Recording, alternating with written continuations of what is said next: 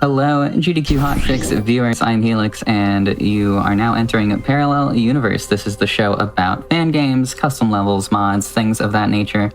Two games on the docket today. First is Celeste 64, Fragments of the Mountain, followed by Dr. Robotnik's Ring Racers. You might be thinking to yourself, Helix, Celeste 64 is made by literally the same team that made Celeste. How is this a fan game? And my answer to you is that it was a free project made in like a week to celebrate the game's anniversary.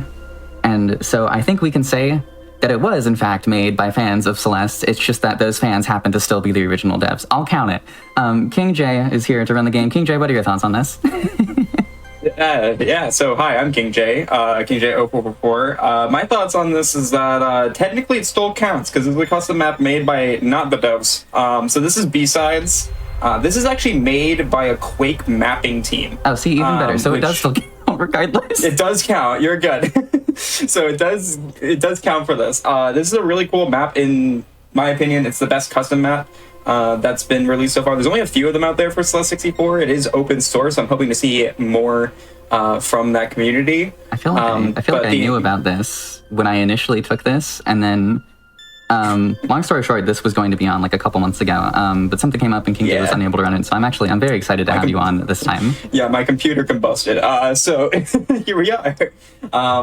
So yeah, the whole thing about this is 100%. There's 22 berries in this custom map, both just like the regular game. There's some in cassettes and cassette tape rooms, and then there's also some in the actual overworld, and all of it's completely remade from the ground up, and it's supposed to be made to be harder than the original. I do think one of the cassettes in the original is harder than this game, but this game has some really tough skips in it. So yeah, I guess we're good to go. Time starts when I click clear save and restart level. So 3, 2, 1, go. Good luck.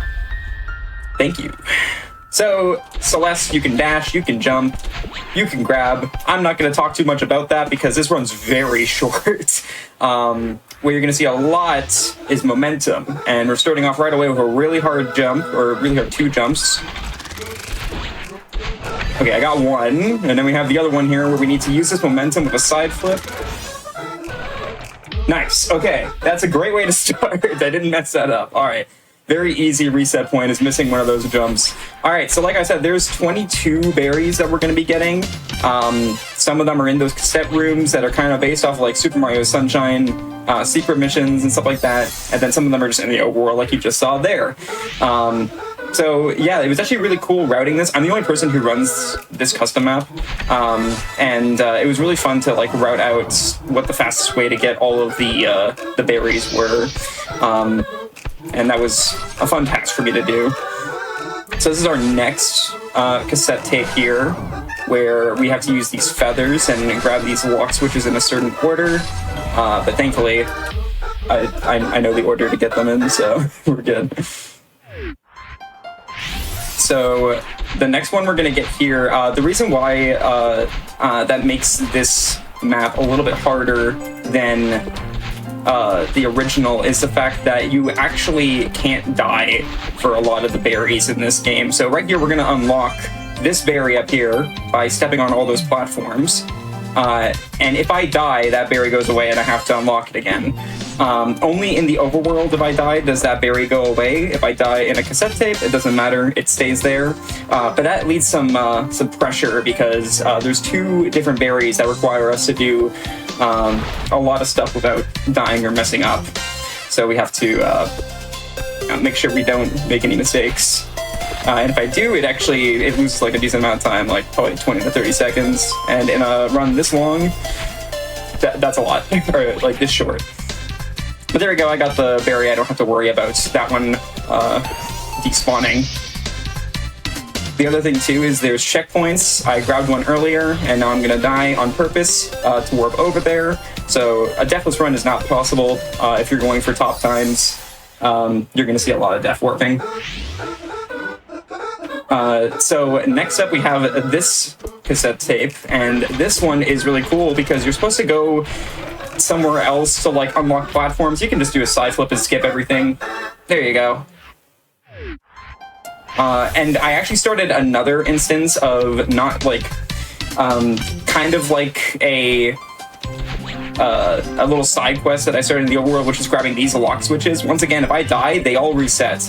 This is definitely the longest amount of period of time in the overworld that I have to go without dying, or else I have to start the whole thing over again. So once that is over, those are like the 2 hardest berries in this run that we have to do, and the biggest time losses that you can have. Whoops. That's fine. This, as you can see, these are timed blocks. I messed up there, but thankfully I can back it up. Nice recovery. Thank you. This is probably one of my least favorite of the cassette tapes, but thankfully there are ways to back it up. Once again, side flip here at the end. Very nice. And we're already halfway through. Like I said, this one's short. I should also mention this game is free, both the base Celeste 64 and the custom map. So if you want to pick it up, feel free to try it out and maybe speedrun it. Once again, this is another skip here that we're going to do. Nice, I'll take second try. That's very tight. All right, cool. That one's pretty hard to do. That's either like first try or like 10th try, so I'll take second. All right, so we're gonna grab this checkpoint here for death warping later. Oh, I almost died there, okay. And then we're about to get the lock switch berry. And like I said, that's the last one where I have to go a prolonged period of time without dying. So those are the 2 scariest berries. I'm glad I got those over with and I didn't mess up on them at all. So now I'm gonna go over here, grab these some of the berries put you into a bubble and warp you places. I'm just going to die to skip that cutscene, and then we're going to do it again because there's a berry at the very beginning. I don't actually know exactly where to go to get this berry casually. Like, this is how I did it casually. I don't think this is what they intended. But hey, if the devs want to let me know how you're supposed to get that, I'd love to know. Right here, we're going to do a nice tight jump using this double dash here to get back up here and grab that checkpoint. And there we go, back into another cassette. So, while we're in here, I do want to quickly mention, like I said, this is made by a Quake mapping team. This is definitely like out of their wheelhouse, and I think they did a really good job. But I want to quickly shout them out, specifically the person who headed this project, named Weedo. And they've been very supportive of me speedrunning this. I've only run it a few times, but they have been very excited that I decided to pick up their map as a speedrunning project. So yeah, I hope they're watching this, or possibly the YouTube upload of this in the future. YouTube.com/GamesDoneQuick, by the way. Yes. All right. And we're almost done. We have a few more berries, and they're all by the final ending platform. This is where time will end later, once we get the last 3 berries. There's 2 over here that we need to do. And then there's one last cassette that's underneath the ending. And then, yeah, we're pretty much near the end. This is another one that has a pretty annoying skip here, so I'm going to do a side flip to barely get over these spikes. I have to grab that wall. And then I have to do a really precise jump here, an angle. Okay, nice. Oh, that one could be hard. All right. And then now we have our final cassettes. So just a heads up on time, it's going to be probably in like less than a minute. It's going to be when I death warp after the cassettes. So this was a nice like 6 minutes of me waffling. I hope you enjoyed. And okay, nice. I got that first try, but I died. It's fine. I mean, this is a very to commentate while you play this is actually quite impressive. Oops. Sorry, I actually didn't hear that because of the cassette music. It's very loud in my ear. There we go. Okay, so this is our last cassette, and we are pretty much at the end here. And yeah, so time's coming up. Almost a sub 7. My PB for this is a 6:24 IGT, so that's actually really good. And time. So yeah, there you go. That was it. It was very short, very quick. 22 berries in about 7 minutes. I think the first time I played this, it took me like 30 minutes or like 40 minutes. So yeah, shout out to Weedo and all the people who worked on this, the Quake mapping team. But yeah, other than that, I do want to shout out the rest of the Celeste 64 community. If you want to run the base game, which has been shown off at mainline GDQs and other GDQ events as well, and hotfixes, we do have a Discord. It's on the Celeste64 speedrun.com page. Other than that, thank you for having me on as a nice little short run. I'm glad I could show this off. Thank you for being here. Yeah, all I said that you missed was that it was just impressive that you were commentating the whole time you were playing this. Thank you. Yeah, I believe this game is on itch.io, again for free, so, play it. You might as well. It's free. Yeah, it is. And the custom maps, there's other ones too. This is like the most fleshed out custom map that there is. But they're also free. They're on Game Banana, and they're like very easy to install. You just copy a few files over to the original folder of Celeste 64. But yeah, there you go. Yeah. Very cute and charming game. Thank you so much, King J. All right, we're going to take a quick break and get set up for Dr. Robotnik's Ring Racers, which will be a much longer run, but just as entertaining. So we will be... Hello, everyone, and welcome back to Parallel Universe, the show about fan games, custom levels, mods, things of that nature. Thank you for sticking around through the break. I'm Helix, and yeah, we might as well just get right into it. I am here with Math Cat, who will be running Dr. Robotnik's Ring Racers. I'm quite excited for this one. Math Cat, take it away. Thank you. Dr. Robotnik's Ring Racers, it's, if for any GDQ regulars, they might have already seen Sonic Robo Blast 2 cart. This here is the version 2.0 version of, revision of that. It is a lot harder of a game, from what I've heard. But I started out in this, so I wouldn't necessarily know. And of course, we're sitting in the data options here because usually for running any percent, we start by just clearing everything out. So I'll do this little opening spiel. But the timer itself doesn't start until I put in a certain password, and it's just one that we use to skip the tutorial. So I'll do that right now. So, hi, I'm also here. Oh, yeah, sorry, Eve. Yeah. I'm Eve's Plate. I do time attack for this game. Yeah. And then, of course, I do any percent FPB attacks in a few individual cup runs as well. And we will get started in 3, 2, 1, go. Good luck.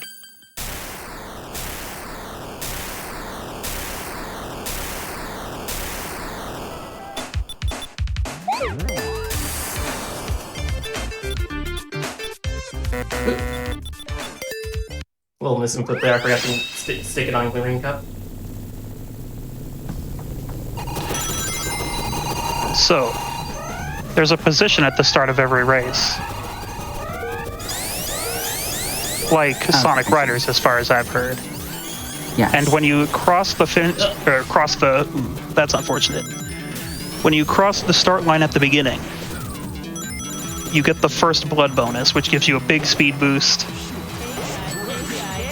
And that can be used in early tripwires to get through them. Tripwires are shortcuts. Like right there. Yeah. We usually don't get a chance to use very many of them, but the first blood boost lets us use them when they're very early.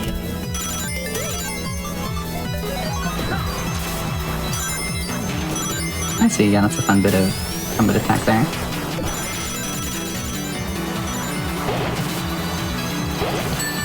Now let's see. So what are some of the other basic mechanics of this game like? You've got rings, which you consume to increase speed and acceleration. Holding on to rings does not speed you up. Using them does. Yeah, it's very different from your more traditional kart racers, like specifically like the more recent Mario Karts in that sense. You don't. It's never games like holding on to them. It's trying to use them in the right places. So it's like a boost meter of sorts. Would that be correct? Yeah. Yeah. It also works because if you're out of rings and another racer touches you, you get hit by ring sting. Yeah, that's... Completely slows you down. It's not good. Yeah. Usually we're trying to stay ahead of the pack for the most part, for most of the race, so it usually doesn't come too big of an issue, but like, if the opponents get closer to me, then I might play a bit more conservatively with my ring usage. Yeah, that makes sense. That is the upside and downside of Sonic. He's pretty good at doing the front running, but it really sucks if you get hit. Yeah, he's very momentum based.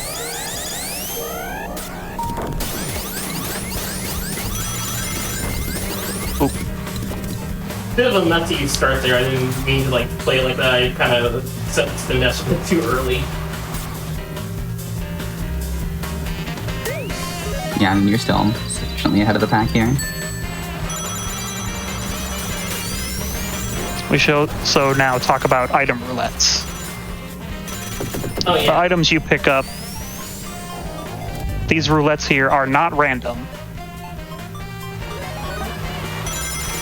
Yeah.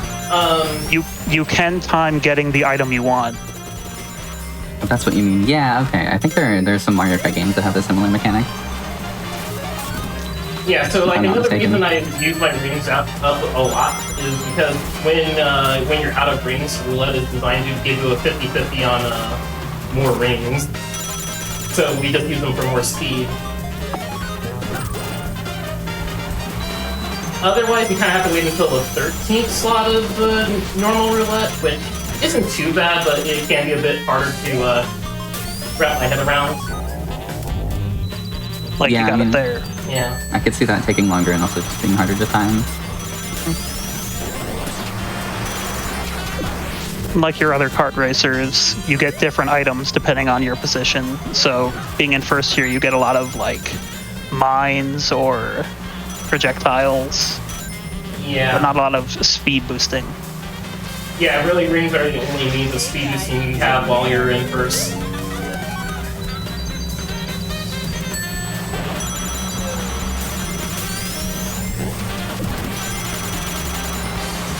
Oh yeah, another thing we didn't get to touch on here is that you see me tap drift whenever I'm on one of these dash panels here. It allows the usage of a new mechanic known as slip tiding, which tightens your turning radius and makes it so that tightens your turning radius, gives you a small boost at the end of it.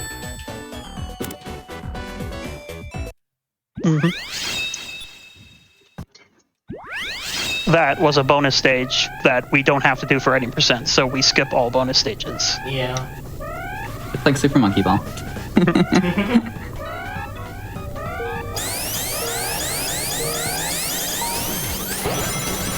Girl who's only played Super Monkey Ball. Wow, this is just like Super Monkey Ball.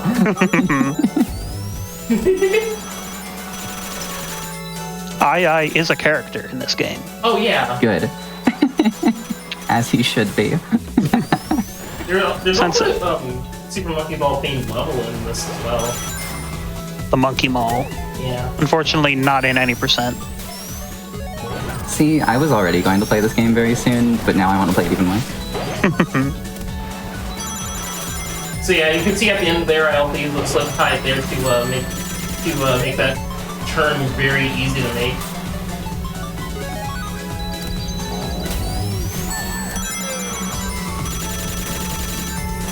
Now, these lasers are the shrink item. You can only get that if you're like the back half of the pack, Pretty much. and yeah.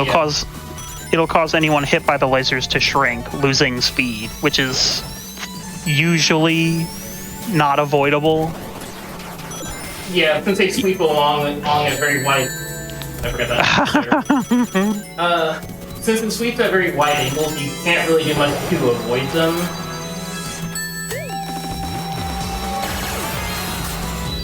If an item was just grabbed, the item becomes a ring box instead, Oh, which yeah. you can try and get the jackpot on to get a huge speed boost with rings.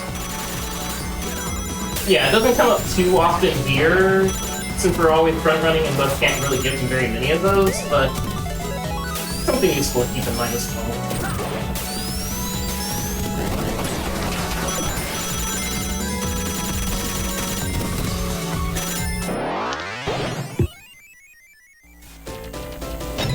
That was cool!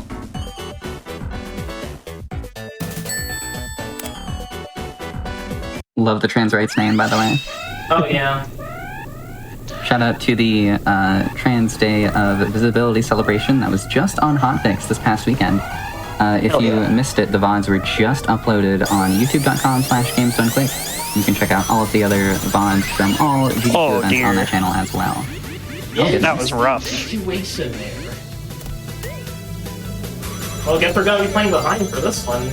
Normally, you just hear that tripwire and they give you a huge lead on everyone here, but I might have miscalculated there a little bit. And You may have, not done the full spin dash or used any rings.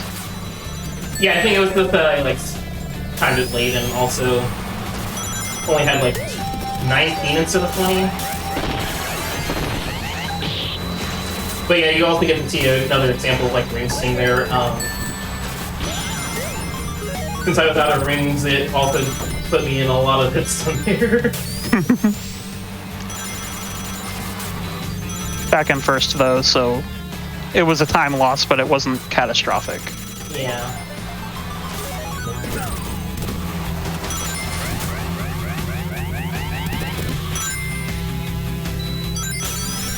Obvious shortcut there, blocked by the tripwire. Yeah, I'm picking up on the level design here.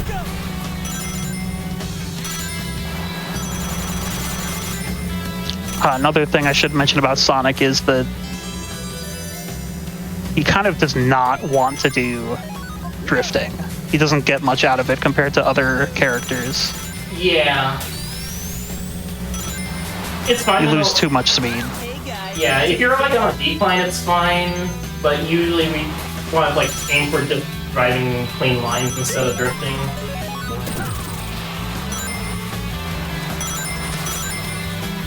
Drifting is unavoidable in quite a few spots, but if you can get away with not doing it, you don't do it. Yeah, I was thinking it looks pretty necessary on some of these corners, but...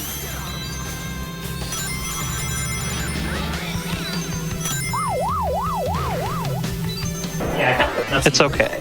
Yeah, kind of a messy speedway, but it is what it is. That was cool! It should be noted, if you get top 4, you continue. If you do not get top 4, you have to do the track again. Yeah. I won't use it here since it's fairly early in and these tracks are still pretty fine to do, but in later cups I will use my continues early in to reset CPU interruptions since they do get harder in a cup as the cup goes on. Particularly the rival. After the first race, the best performing CPU is designated as your rival, and they are the strongest CPU. Classic. That is a classic kart racer trap. Hey guys, take care. Oh yeah, and time for another mechanic that hasn't been touched on yet. You'll see me drift into the spring in a moment, and I'll show the moment here. If you let go of the drift here, you get sent down at a downward angle. We call it a triangle dash, and it's really useful because once we're back on the ground, you can use that to you don't want to be in the air for very long. Is really what I'm getting at.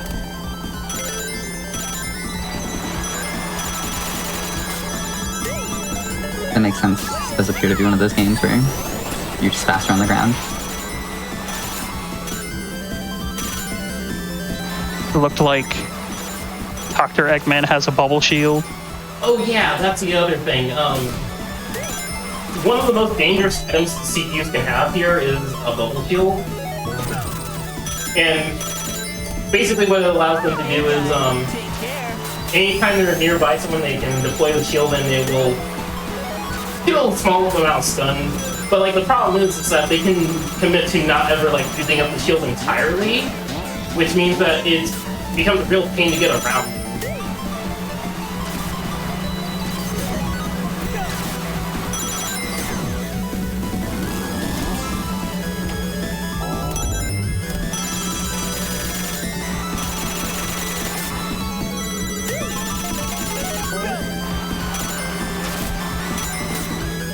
When it comes to the roulette, if it's not rings, then the item you want is the ghosts, the Doros. Yeah. Mostly just because we don't want to make our own run more volatile by putting more junk on the field. So we try to opt for Theodora because it doesn't really count as a true trapping item. Rather, what it does is that it steals the item of whoever passes by it. And while we might not be able to use it while we're in first place, if we were to find all behind, we could also use that item for ourselves. So that could be useful, but usually it's just best to have it just so that it doesn't cause more problems for us with other things.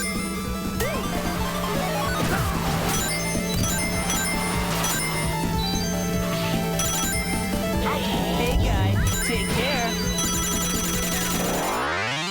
Alright, so that gets us through the first cup of Ring Cup. That was cool.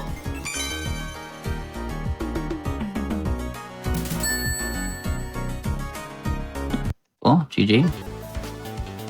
Yeah. So, next up is the cup I like to call the Run Killer, Rocket Cup, right? Sneaker Cup. Sneaker Cup, oops. Rocket Cup's 9th in the listings, that's why I got them mixed up.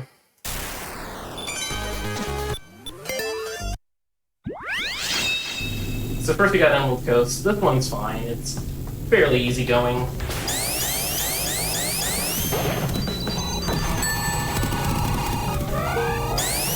Just be careful with that first blood boost. Yeah.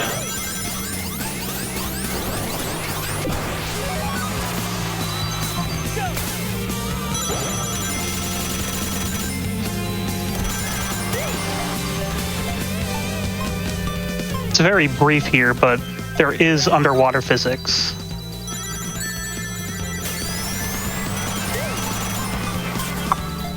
Your drift becomes much sharper underwater. Yeah. Oh, I see. It won't be too bad here since it's a very short section, but like if it were, it is something definitely to also keep in mind. I once heard it described as having infinite traction, which it might be a weird thing to understand, but like, if you think of like the inverse of like maximum traction where, or, not maximum, no traction where you can't really steer at all, then it kind of makes a bit more sense.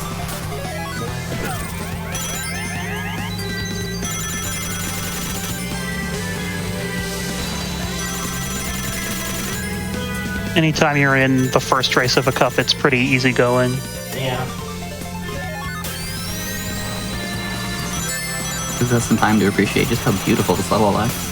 Oh yeah, like, there is a lot of like well-crafted, it's well-crafted in a lot of design elements, it's well-crafted in like staying true to like the levels that inspire these tracks. Yeah.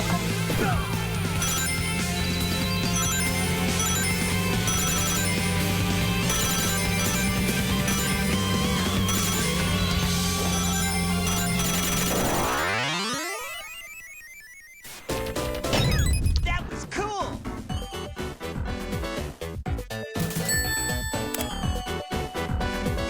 Next we got Storm Rig, which is a lot of turning, a lot of circles.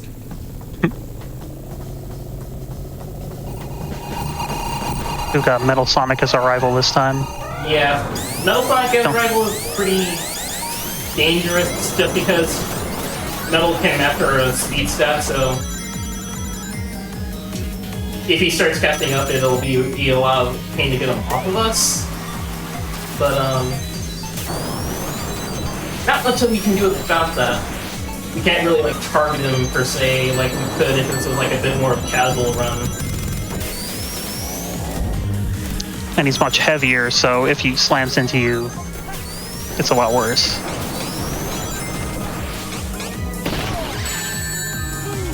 Oh, thanks, Ball Hog.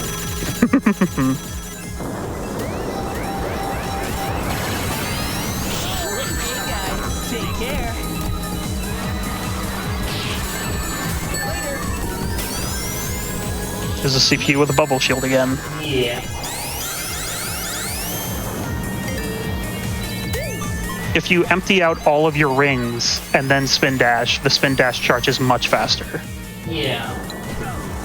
It also helps that, like, if you're, like, recovering from hit stun, you also spill rings while you're, spin dashing. I mean, it's kind of a help and hurt, but if you remember, like, use your rings while doing it, it can be nice.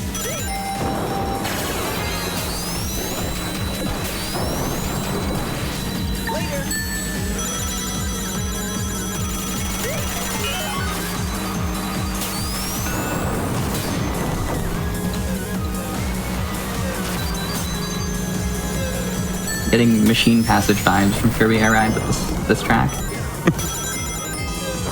Oh yeah, the other downside to Ring is that if we get bumped while we're sunk by a larger player, then it feels it does put us in tumble. Which doesn't isn't as bad as like normal hit stun, but it can be bad for our momentum.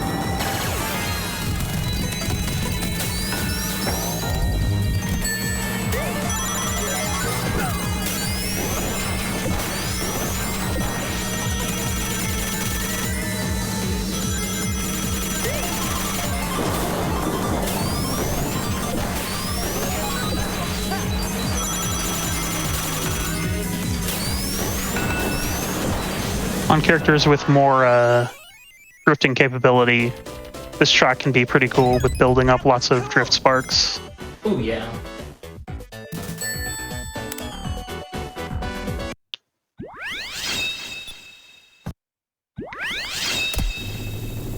Alright, Lucid Path is a kind of a tricky one because it does kind of work against you if you try to like play it normally. You do need to take a lot of cuts in this track.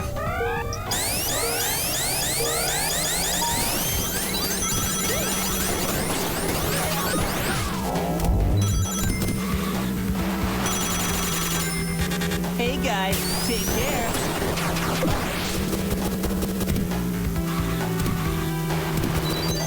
I did play this a little wrong. I could have kept a few rings because you want to make a few cuts there, and since it's going through the dirt, you're gonna lose a lot of speed. But I was just trying to get ahead faster, so I didn't think about it.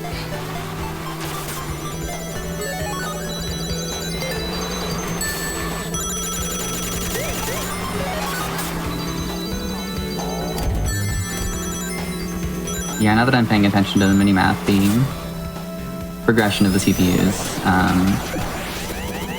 as you get deeper into the cups is becoming quite obvious. Yeah.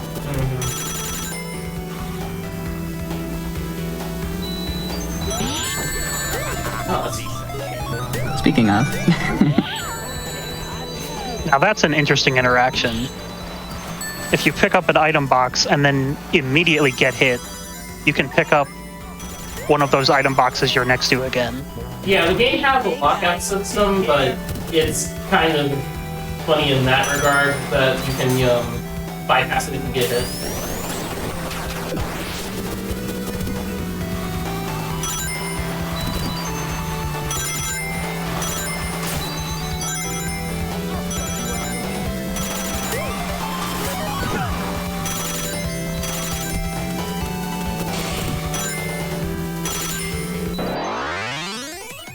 Not the worst Lucid Pass I've seen.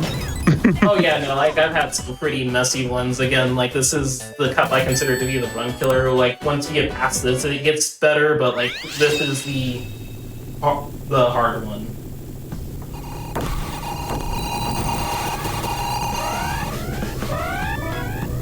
Autumn Ring's a pretty cool track.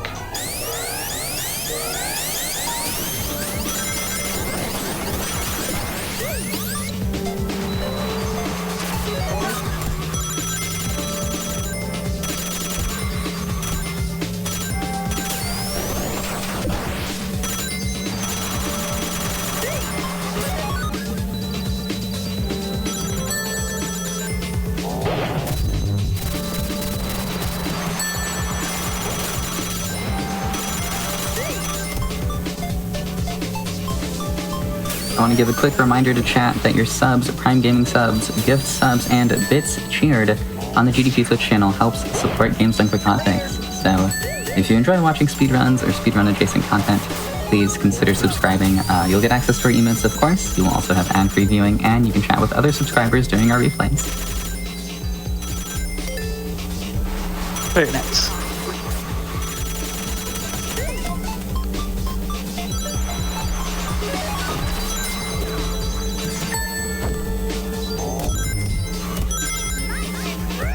Wow, that rival bump actually looked somewhat beneficial. Yeah. Hey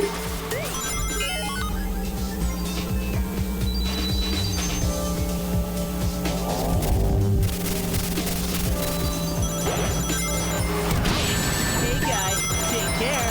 Got him. Yeah, I was kind of holding on to that lightning shield just for that. All right, the garden top. Be careful with it. Yeah. I want to use it, but also the problem is also we're in first place, so we'll just get burnt immediately.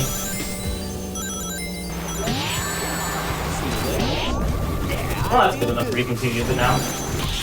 So this is probably the most powerful item in the game. Because while you're riding it, it builds speed very quickly.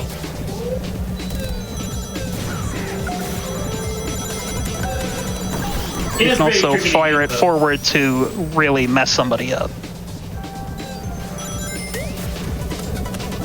And it does require practice to use.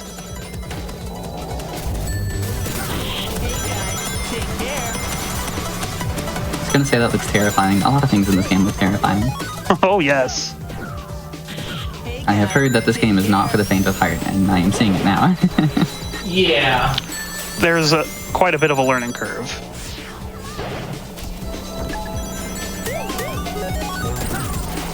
Does look fun though. take care. Oh, I love it. It's become my favorite kart racer. Yeah, I have a funny story about this because, like I knew of the SRB2 cart prior to for a while, but like I had never like really gotten into it. Like I saw some YouTubers make some fun videos about it. I was like, ooh, that's cool, but never really tried it. But then I hear about ring racers existing, and then some of my friends had played it, and it bounced off of them immediately just because it is that much harder. But then I was just like, I was morbidly curious, so like I tried it for myself, and like I had bad time for it for the longest time. But it also kind of gives that feeling. It gives that feeling of fighting games where you want to like learn more and more about how to play the game. So that's how it led me here.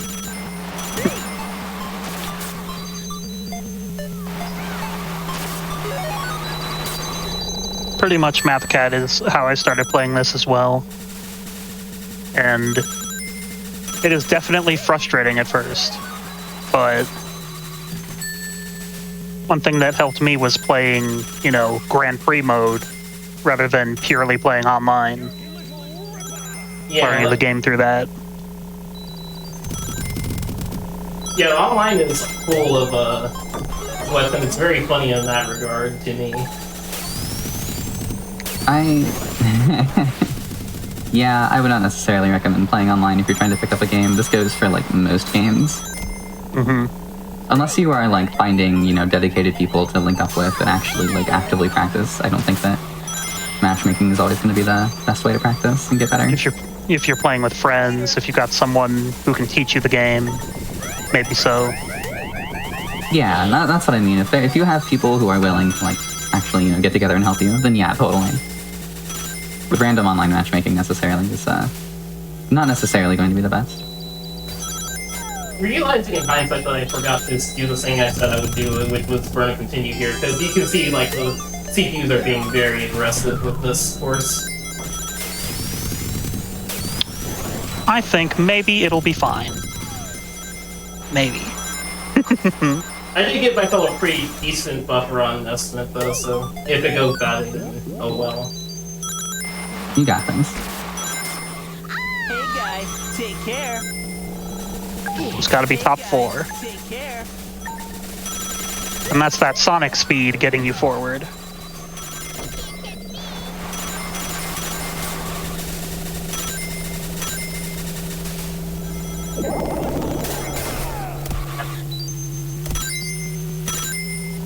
I did not see that bubble shield there.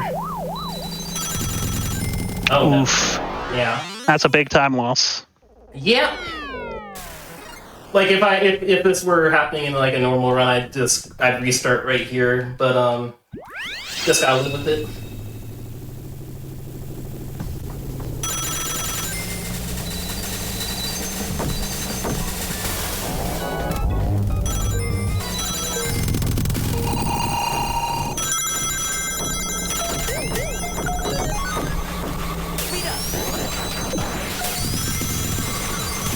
I will say I didn't use that tripwire there, even though I had a means to use it, because it doesn't actually make you that much faster on that particular cut. Hey guys, take care.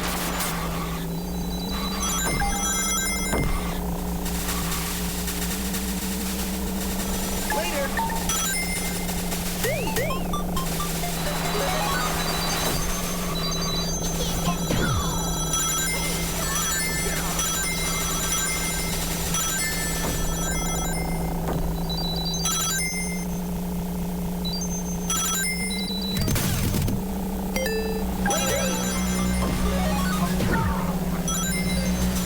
Oh, I wanted to bring this up earlier, but while 20 rings is your cap for holding them, and you can't pick them up off the course if you're at 20, if you get a ring box or some other means of getting rings, they will like be used immediately to speed you up. Yeah, and apparently if you are capped out at rings, it's better to just let the overflow happen than burn them immediately, because of some weird calculations of how the boost decay works. Okay. So like if So you were to overcapped rings are better than using them. Yeah, like if you watch some time attacks, you'll see that like runners will chain together rings while capped, and let the boost just stack like that. Yeah. Can be context sensitive though.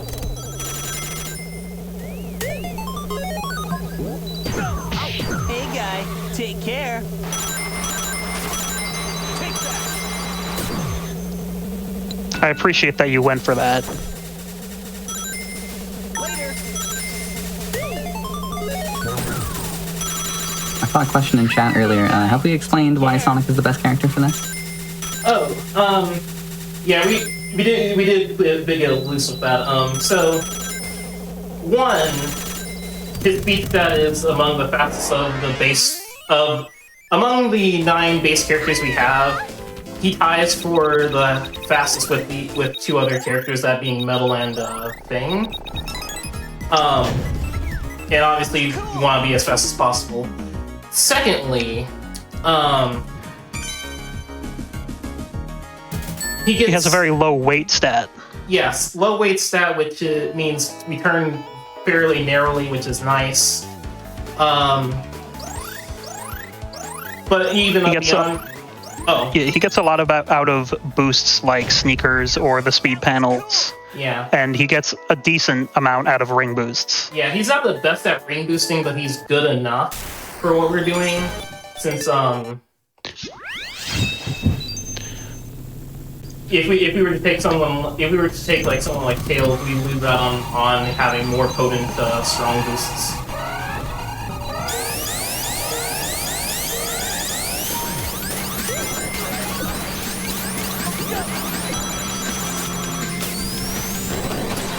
Cool, thank you. And I see another All right. from chat asking what exactly slip tide is as well. Hey guys. Oh, slip tiding? Well, slip tiding is hitting the drift button right after a boost panel or using a sneaker item, some kind of boost.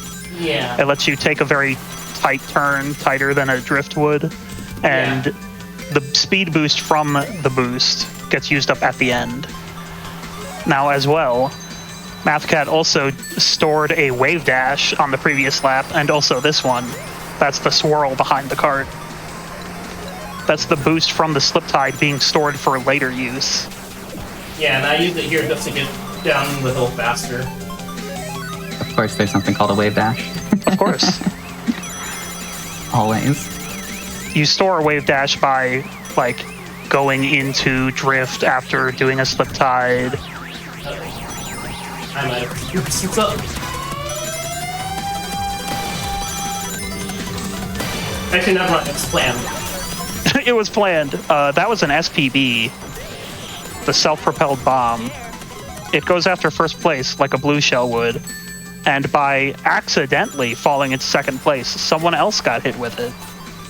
Yeah, it's usually a pretty dangerous time loss, regardless of what state it's in, just because if it's on us, then we can't use our ring. Well, we can use our rings, but we won't be able to collect any more.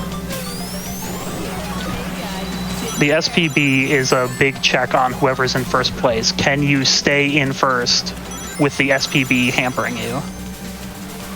Yeah.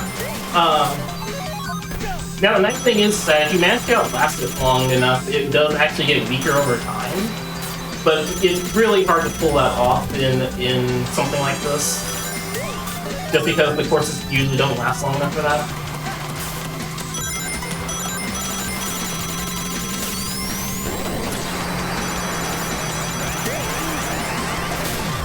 I think this is also our first 5-lap track. Yeah, there's not very many in any percent. This is one of the two. So, it is interesting in that regard. Funny thing is, 202 will be right after this as well. That was cool.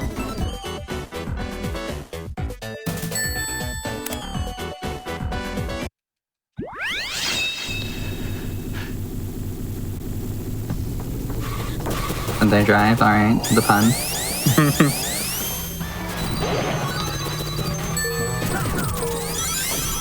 This is gonna make me want ice cream. Now, Some tracks will... yeah, that was an interesting position. Some Yeah. tracks have items and extra rings. Actually, probably most of them have items and extra rings in the position area. So you can mess with other racers or get a ring boost at the start. Yeah, some of them are tantamount to actually doing the first split tripwire skips. I meant to do that on this one, but like I was kind of in a weird angle, so I just kind of had to play with it as is.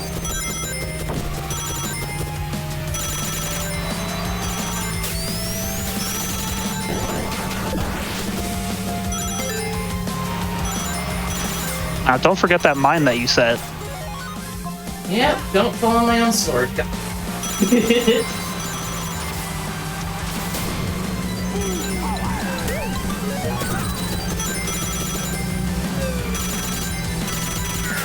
guys, take care.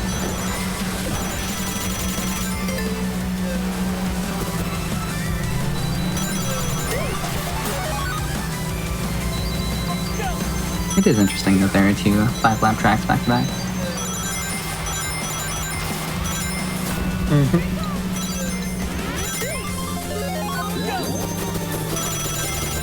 I saw it earlier in chat, but the anniversary of this game's release is April 24th, which is in just 20 days. So this game is very nearly a year old. So we can call this an anniversary special. I didn't intend for that, but we can we can call it that. Happy early anniversary, Ring Racers. Mm-hmm.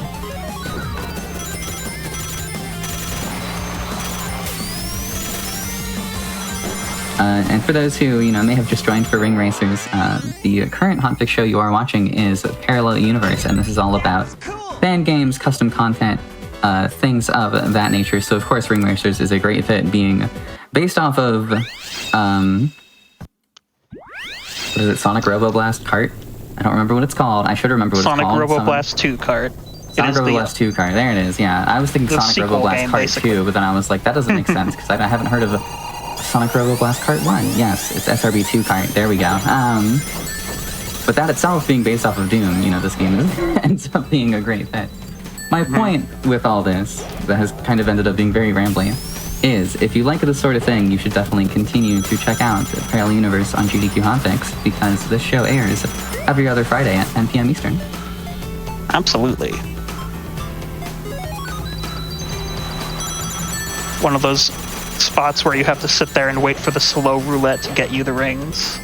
Yeah. It's tempting to grab some other item, but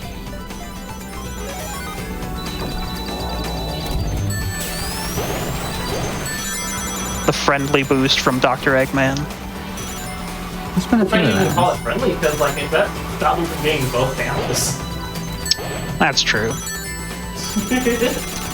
The adequate boost.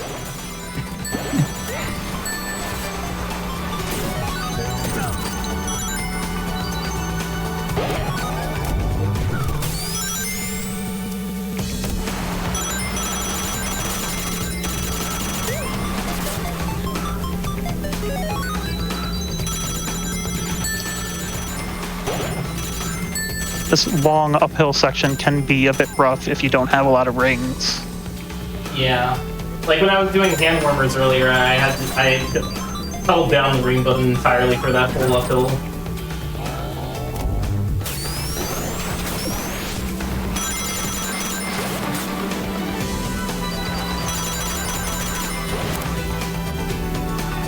Game makes it very obvious why they call it ring racers.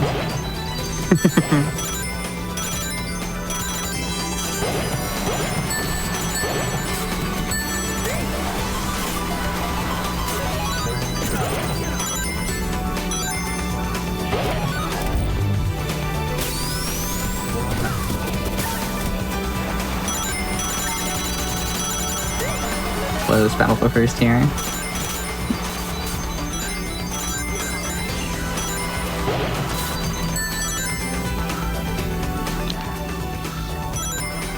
Now, you've done it every lap, but I haven't actually seen that drop down to the boost in the middle before. Hey guys, take care.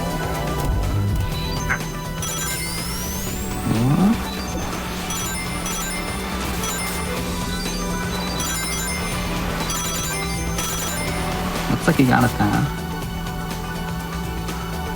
Yep. Interestingly Yeah, enough, this is probably the one Cadillac Cascade where nothing really went wrong, and that's kind of unfortunate because one thing I've kind of had in my notes is that it might be worth it to sandbag on this just because the shortcut in this course has access to one of the best boosting items in the game in the rocket sneakers. It might be faster to just do that, but So I remember to Burner continue this time. Rebel Okay. Ridge is another one of those courses that's maybe a little bit tricky to deal with full CPU aggression.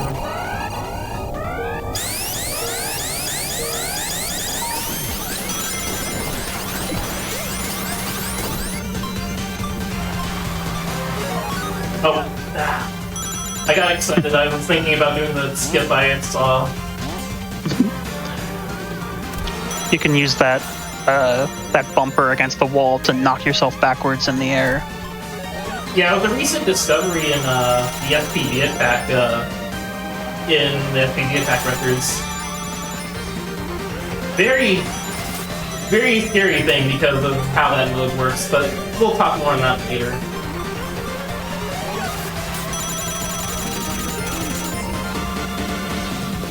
Yeah, we do have a small special showcase planned for after the main run here.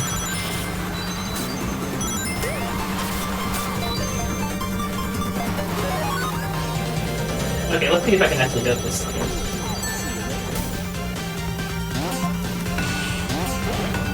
No. Nope. Oh well. Yeah, It would have been sick. Such a cool concept then. Don't like that. Don't like that. Well, it's okay.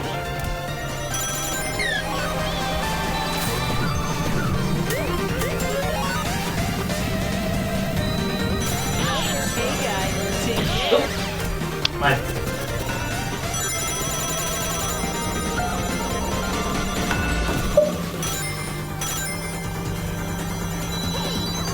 looking like popping that continue was probably for the best.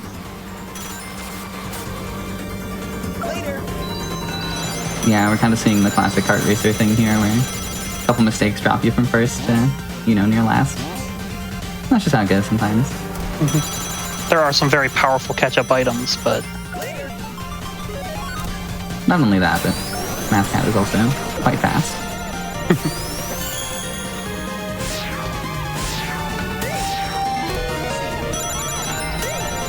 Yeah, speaking of catch-up mechanics, there we go.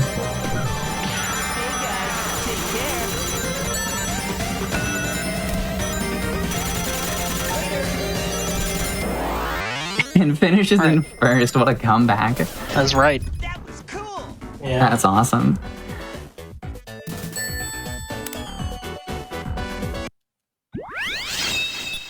So next up is Opulence, and this has two neat little tricks I can show here. First, you pick up a bunch of rings. Yeah.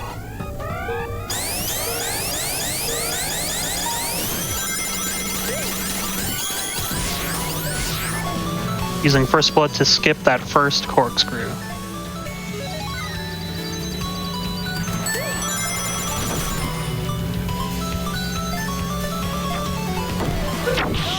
Oh.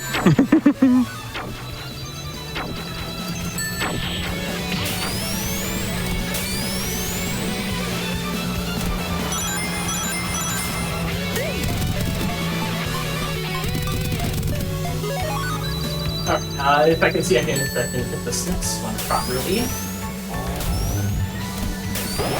There we go.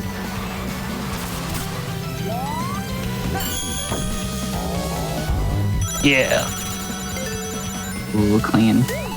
Yeah, so the bubble field is a really nice item with power cams, just because it also counts as a boosting item in addition to all of other cool properties. So you can use it to just jump over that entire switchback.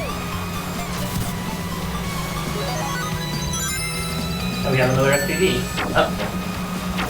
Oh.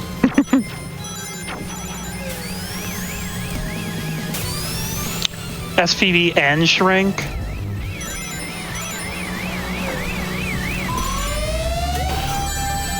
Okay. Well, it's moved on to someone else, at least.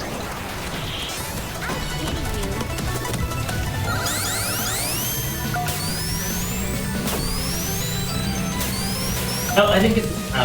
Oops. And this is the part that gets skipped. Yeah.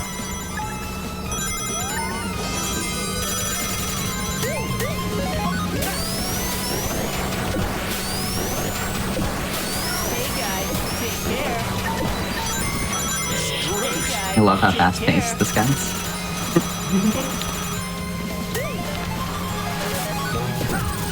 It's important to note that this is gear 2 of 3, so you can go even faster. Yes, and someone was saying in the chat that this is only Gear 2 because Gear 3 is not unlocked yet. Because That's you were right. playing any percent. Yeah. There is a subcategory for doing any percent on Gear 3. I just haven't done it yet just because of, like, in addition to things being as far as they are here, it would just be, that was my own little field from before. Well, that's fun. A fun lesson to learn on stream. But, yeah, Gear 3 is a bit trickier just because it's, one, on a harder difficulty, and two, you do have to learn your driving lines a little bit differently for the higher speed. Like, I was practicing Gear 3 Ring Cup earlier today, and, like, I had messed up all the sneaker panels on a Robotnik coaster, for example.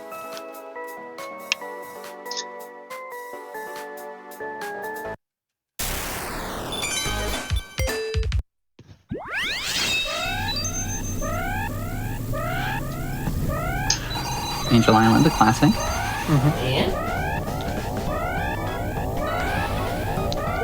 And not too rough being the first one in the Grand Prix, and also the track itself is not bad either. Hey guys, take care.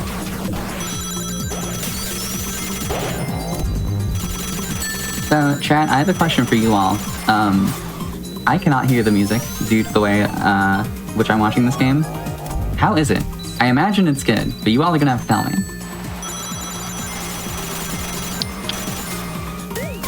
I wish I could hear it. I'm gonna have to I'm a big fan go and of look it up.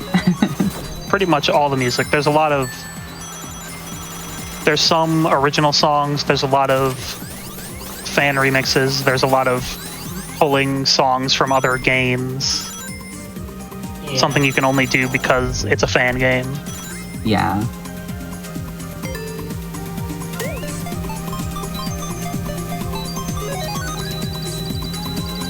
Glowing reviews from chat, you love to see it. I mean, it's hard to go wrong with Sonic tunes, whether they're fan-made, whether they're official. Absolutely. New proximity mines, that's scary.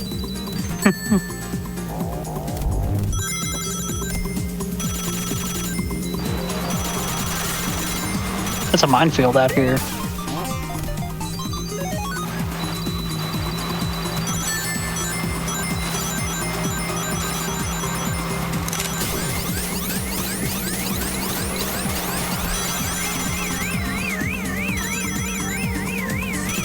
Hello again, SPB. It's so fun. Oh no.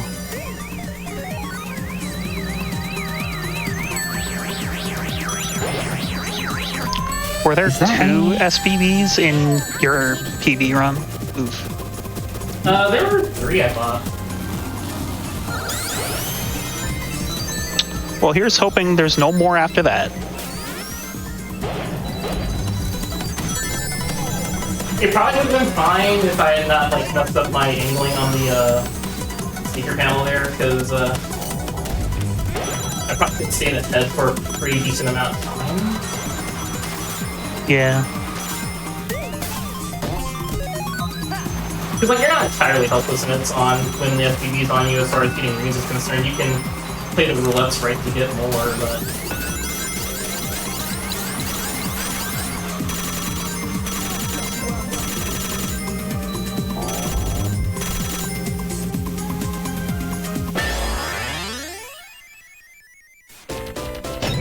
That was cool.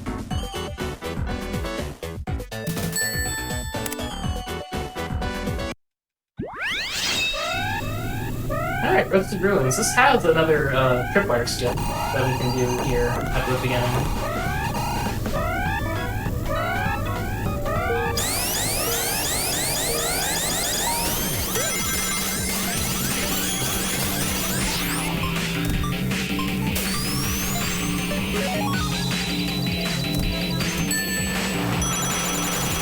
I love that tag. It's so simple, but it looks very satisfying. It's very cool. So you mentioned at the start of this that you're a time trialer. How does that differ from, the cups and running any percent and such? When it comes to time trial, although it's usually, it's track dependent, but many of the tracks are dominated by the low speed, low weight characters like Chow, because they get the most out of ring boosts, and in time trial, every item is a ring roulette. So it's also on Gear 3, so there's a lot of chaining ring boosts together. There's a lot of getting through tripwires because you're going so fast that you're over 200%, so you don't even need a boosting item. Oh yeah, that's something we didn't get to mention earlier. If you're just that fast enough, you don't need a boosting item. It doesn't really come up in our run, but like, yeah, it's pretty cool if you can do it in lobbies or whatever.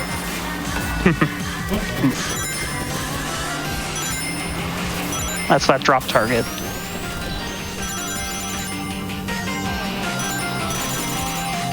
Yeah, time trials sound blistering. I'll have to check them out. I think they're really cool. It's also really hard if you want to try and get one of the top times. Yes, that was going to be the next thing. That also sounds quite difficult. Someone in chat compared Gear 3 to F-Zero, and I mean F-Zero is an infamously difficult racing game for a lot of people, so... It's definitely really hard, I would say. Yeah, I was gonna say, like, even the, even if you're not trying to, like, beat the... Even if you're not trying to, challenge records, the developers of this game themselves have made, their own time trial times, which are, like, the platinum medal times, and those are very, very difficult to beat in of themselves. Yeah, that makes sense. I'm reminded of, Crash Team Racing's, like, developer time trials. That's basically it. Shout out to TB1 for having some of the hardest platinums in the game.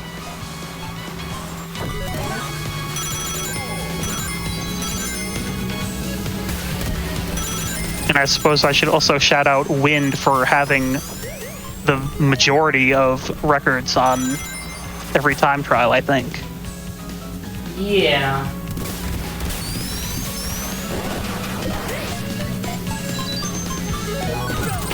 Hey guys, take care.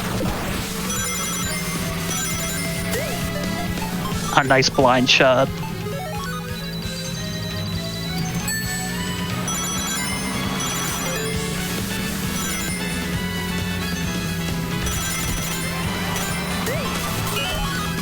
I appreciate how much depth there is to this game. Oh yeah. I mean, there was a lot of tech to touch on, you know, character differences, gears, 1, 2, 3. It definitely seems like not only a love letter to Sonic, but a love letter to kart racers in general. Hey guys, take care. I agree. There's even some things we still haven't touched on. Like what? Like, when you're at 0 rings, when you hold down the item button, you charge up a move called Insta Whip, which is really powerful, actually. Insta Whip does a little spin around you, and it like messes people up. It even hits through invincibility, the only thing I think that can. That's a really interesting mechanic for a move that is only able to be used in a specific situation. High risk, high reward kind of deal. Mm-hmm. The mark of a good online player is someone who can aggressively insta-whip to keep their place. Right? Yeah, there's a lot of funny photo finish moments I've seen in playing online where two people charge up Insta Whip and it's a game of hot potato to see who will hit who first, or if they just or if they hit each other, because if Insta Whips clash, they can clash is what I'm getting at. Yeah, neither person gets hurt, but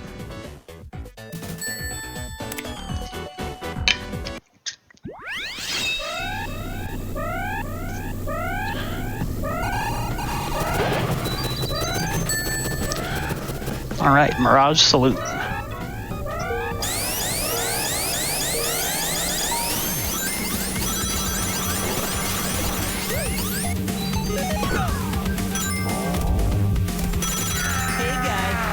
Only 2 tracks left in this cup. We are going to take a quick break after this cup, just a quick wellness break for you all to, you know, stretch, get some water and such. This is blistering. I know I need some water. You definitely want to stay ahead of the pack so you can get this trick panel here. Oh dear. I might have hit it too early though. That's why I got behind the obstruction there. That's okay. Yeah, we have 2 races in flat break still. So tricks. Oh dear. When you hit a trick panel, you press a direction and accelerate. And you'll either go forward, left or right, or straight up. After doing a trick, you enter voltage. I thought it only helped with, like, getting drift boosts, but Apparently, it also helps with things like acceleration. What's that there? And if you get hit, you lose voltage.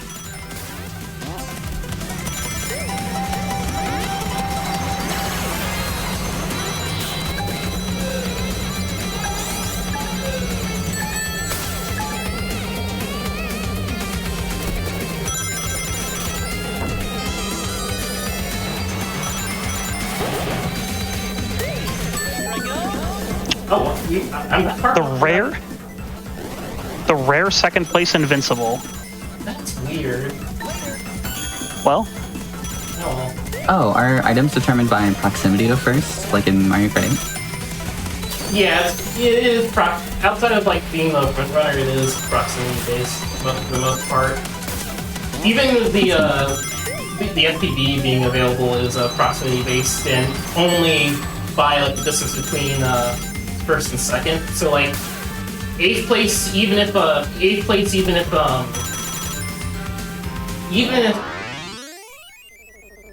in eighth place and That was cool. if second's still very close to first, then you can never pull the SPB naturally. Then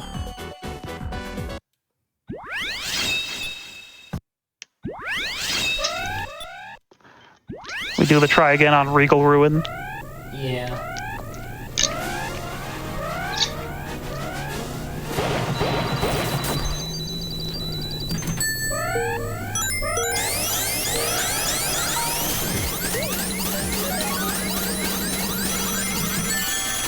All right, you got it.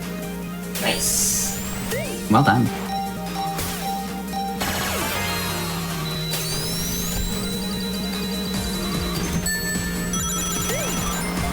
You skip a very annoying turn. Gets you a ring box. A ring roulette, rather. Lots of branching paths on this track, looks like.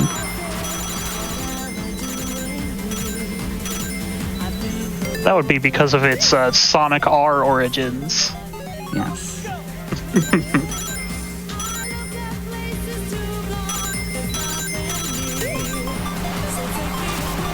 Certainly the game ever. Oh, it's a fantastic soundtrack. And there's a game.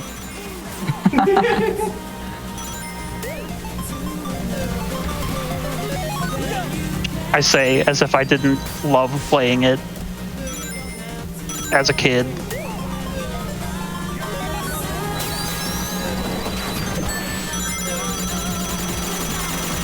It's fun. It's fun in like a weird way, but I still do find it fun. Usually. Absolutely. Very I think of that the goes time. for yes. I think that goes for a lot of Sonic games. Some of them are fun in a weird way. Yeah. I don't know if Sonic Adventure is the best game, but it's pretty cool. You know how I feel about Sonic Spinball. Like, is it the greatest game of all time? No, probably not. Do I enjoy it anyway? Yeah. That's another one where it's pretty much entirely justified just by the first level's music. Yes. In my heart, Sonic Spinball is a cool game. I don't know if it's actually that good. Nice victory. Yeah. Yep. And that was the end of that cup. So this is where we are going to take a quick break. Yeah, so we will pause the timer. Do not go away. We will be right back with more Dr. Robotnik's Ring Racers very soon. I hope you all are enjoying. So yeah, stay tuned for the second half of this run in just a few minutes. We'll be right back. Hello everyone, thank you for sticking around through the break. You are watching Parallel Universe, the show about fan games, you know, custom levels, mods, all that fun stuff. Exclamation point PU in chat if you want to learn more. I'm Helix, I am here with MathCat running Dr. Robotnik's Ring Racers, and without further ado, let's get back into racing. Alright. So yeah, last we were here, we just got through Barrier Cup here, which ended with a pretty interesting Real Ruin. I will start Invincible Cup in 3, 2, 1, go.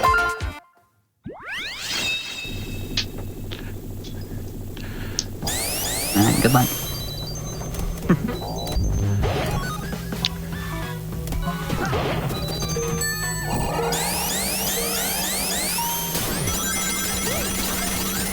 Oh dear. Huh? Messed up the first blood skip there, but Yeah. you can get to that tripwire with the first blood bonus.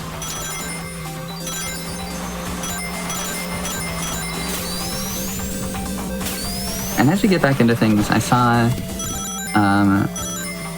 some people in chat, talking about where can you get this game? If you want to play it, where can you play it? And the website for this that you can get this game at is www.hardcore.org. I'm gonna toss it in chat real quick. If I'm seeing it, it looks incredibly well done. Very, very in depth. I'm excited to play it. So please check it out if you're interested. It costs $0. Yep. All you need is a computer. As with most things I end up showing on the show. The beauty of fan games. Now's the time to bring up what someone in chat brought up. If you get hit by the very tail end of the shrink laser, you get shrunk for less time. So you can try and maneuver, even if you can't dodge the whole laser, maybe get hit by the least impactful part of it.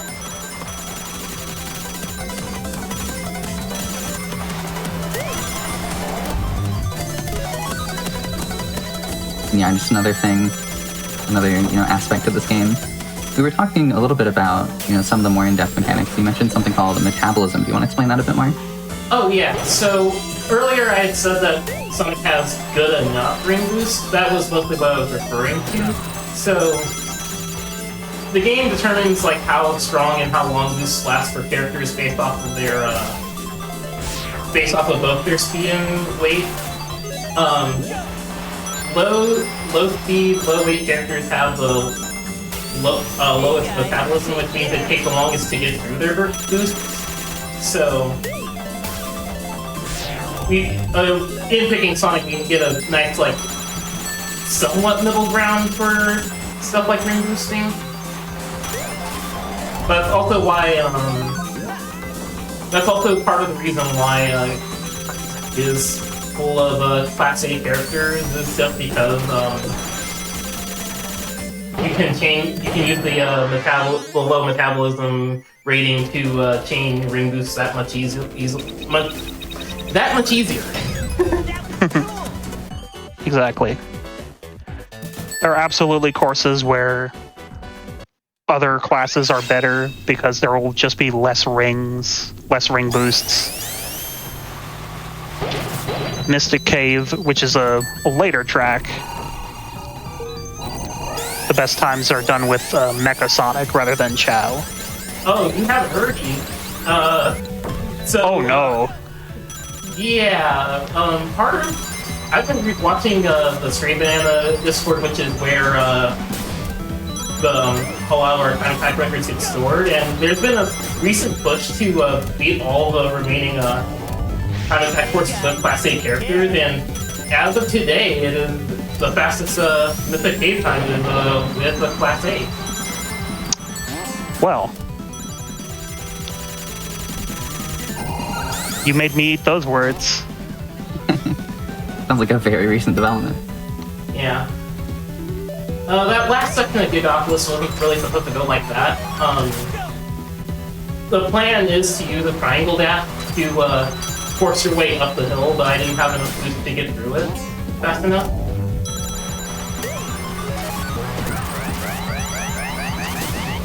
Hey guys, take care. Oof. That part's a bit tricky.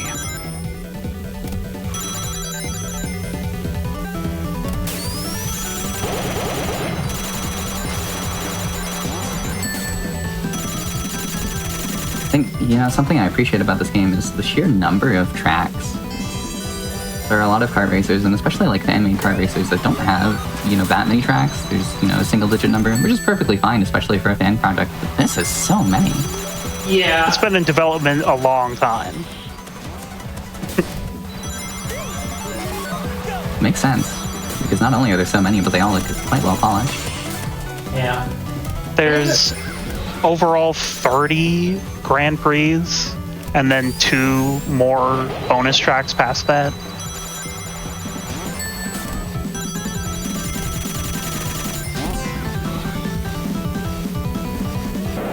Yeah. Though for any percent, you only do the first 7.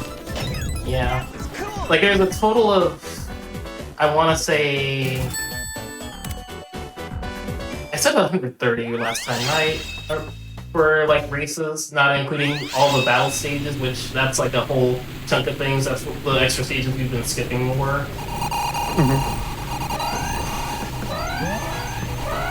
I am hearing Including- from chat. Sorry, go on. I was going to say, yeah, including those, there's over 200. Yeah, I'm hearing from chat that it is 151 racetracks and 60 battle maps, and there's another message that says 152 racetracks, also 14 special stages. Yeah, that's so much content actually. 151 or 152 tracks is ridiculous. That is a lot more than I thought. I was already impressed, and it's more than I thought. This is a full-fledged game, even if you just play through it all single player. You don't ever have to go offline or online to get a bunch out of ring racers. That's as many tracks as, like, I think some versions of, like, CTGP, the Mario Kart Wii mod, that, you know, one of the big selling points of it is it has, like, 200 tracks.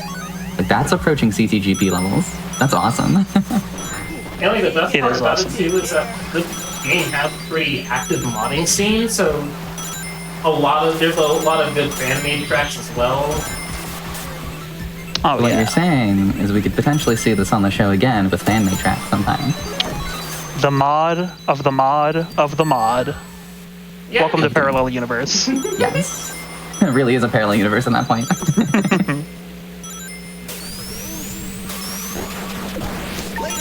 That's why we call it Parallel Universe, because it is your favorite games presented in a way you have never seen. I haven't commented on the track much, but this race has been going decently smooth. Yeah, Darkville is just kind of one of those pure execution courses. There's not really too many big tricks you can do here.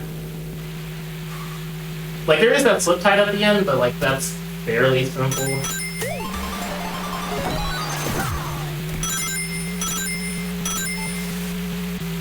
Shoot. Hey, guy. Take care.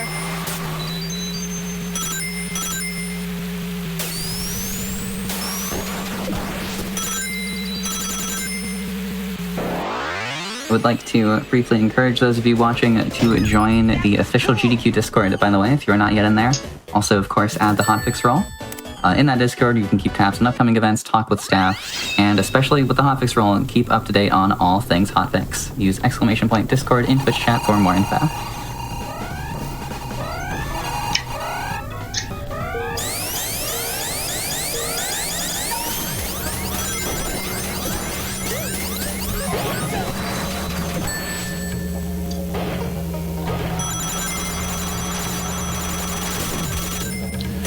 Bronze Lake's got some cool stuff going on. We've got more underwater track. That is quite a bit of underwater. Yeah, so This section is a little deceptive. It makes you want to drift, but you probably shouldn't.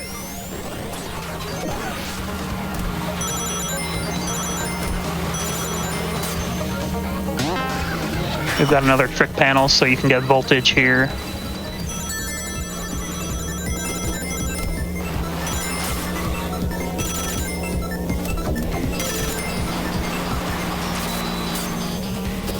I meant to burn the voltage in that section, but, like, I got scared of metal box, so...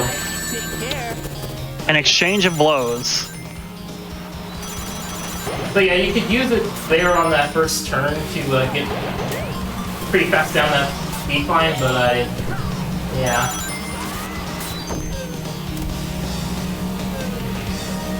Ah, yes.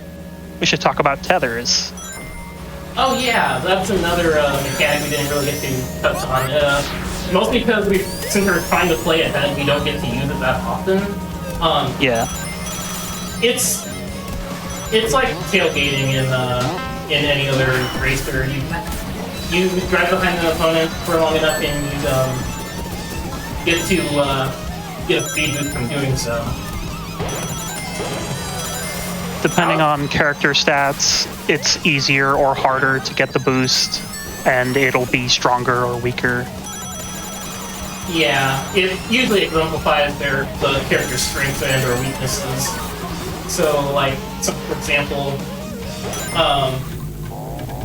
it's a very fragile tether, but you get a lot of boost off of it once it starts building up.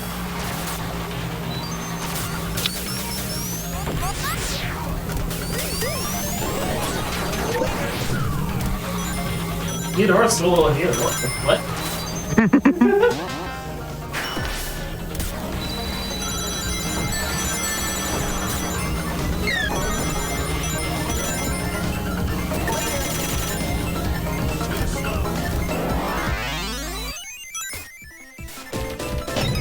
That was cool. Love the GDQ Hotfix logo on the whiteboard, by the way.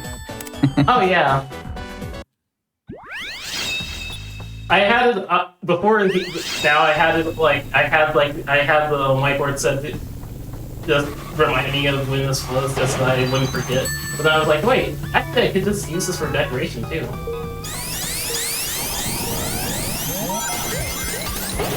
I've done that before too. I used to have a whiteboard behind me that I just like draw stuff on. Multiple CPUs there just faulted themselves trying to cross the line first. That gets you to wait a few seconds after the start of the race. Yeah. Pretty unfortunate for them, but Metal Sonic doesn't seem to care.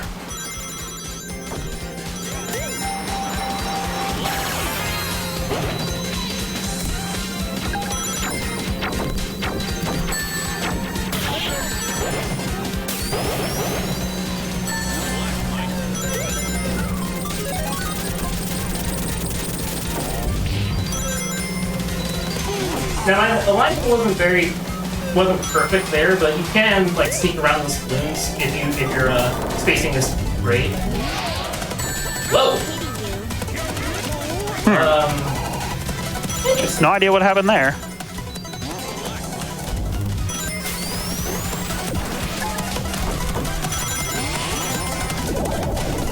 Oh no.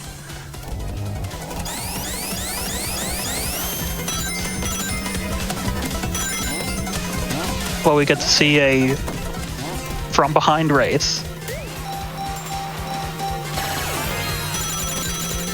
These comebacks are even more impressive considering, you were telling me earlier how Sonic is not necessarily designed for comebacks. Want to elaborate a little bit more on that?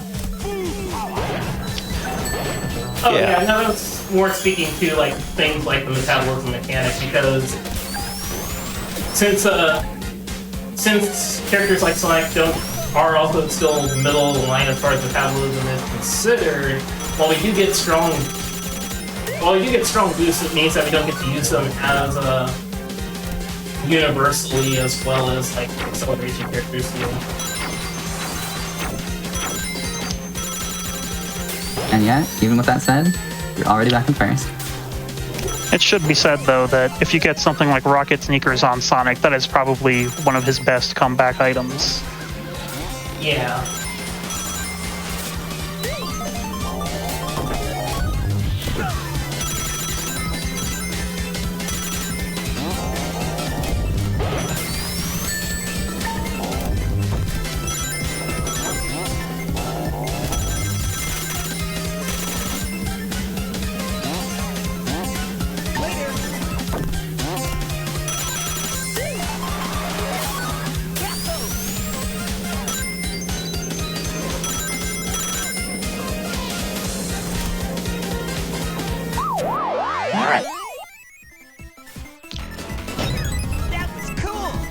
That is the end of the cup.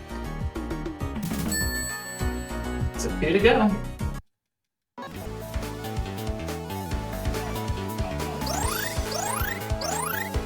Yep, Undercup 6 of 7. That was cool.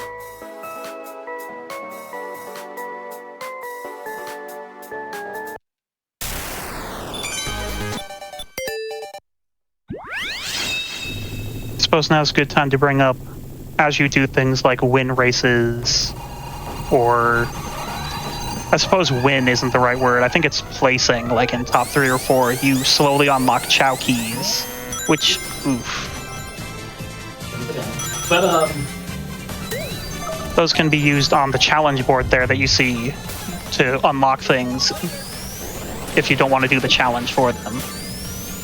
Like hammers in Smash Brawl.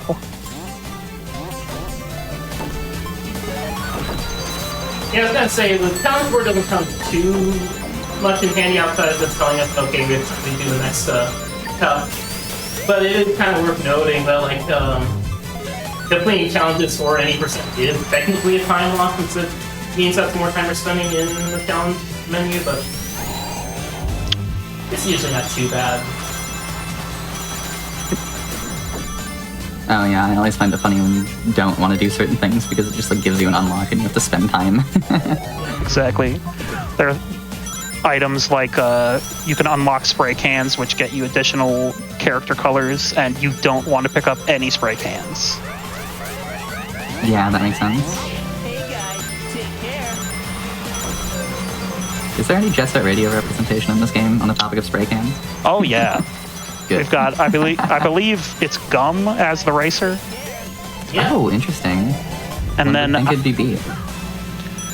you would think, but I'm up for it. Yeah, I me like too. this off-road here, Oh yeah. where you just avoid going uphill by going uphill. Yeah, there's like it's set up to be a little bit of a jump, which isn't ideal. So we just kind of go around it a little bit just to make sure we can avoid it. The second jump's fine, but if we were to do first jump into the second jump, we'd end up like on an incline on our landing, which is pretty awkward.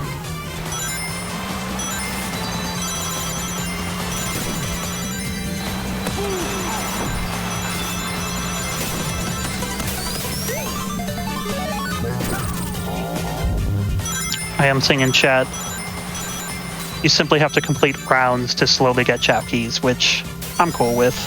Yeah, I was gonna say. You play the game, you unlock stuff. You can complete the challenges if you want, but I'm not someone who wants to spend time trying to use Lightning Shield on an SPB in Kodachrome. No thanks. Yeah, that one's a bit of. There's a lot of like challenges that are really like either hard or very esoteric.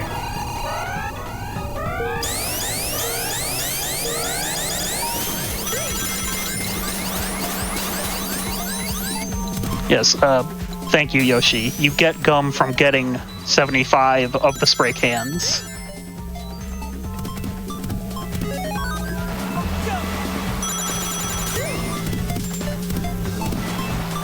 I like that she's unlocked with the spray cans. It's good.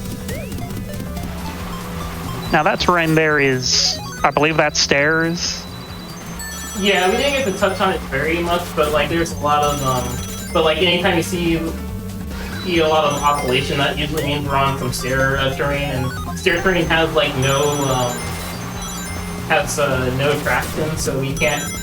So we have to make sure we're angling ourselves proper for a section like those there cities where there's a death panel that we could, a sneaker panel that we could take.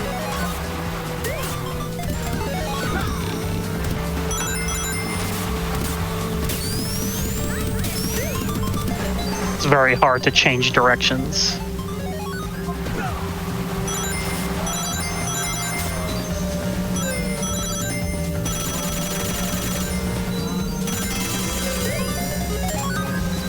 Oh, free throw. No, you don't mind if I do. Here we go. Grow is sort of like invincible. For instance, you can run into a mine and nothing bad happens to you.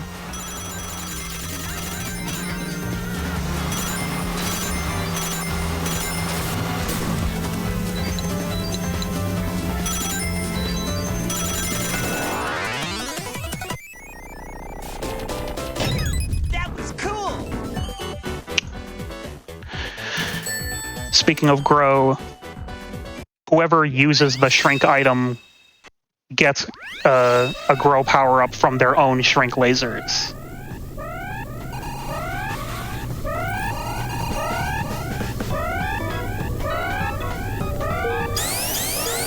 Which is rarely going to happen for you in any percent, but if it comes up, you want to intentionally hit your own lasers.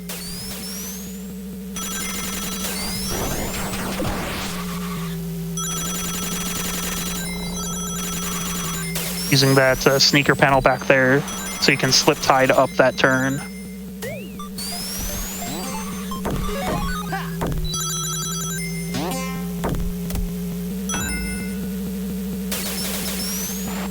Lots of slip tiding in this one. Ooh. Yeah, I didn't mean to hit that wall. Oh, what challenge did I unlock later?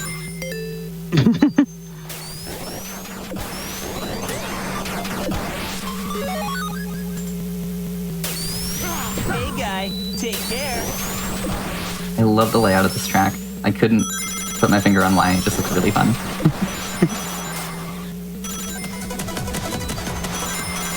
I'll have to find out for myself once I play it later, as you all should too, if you have not played it yet. Highly recommend it.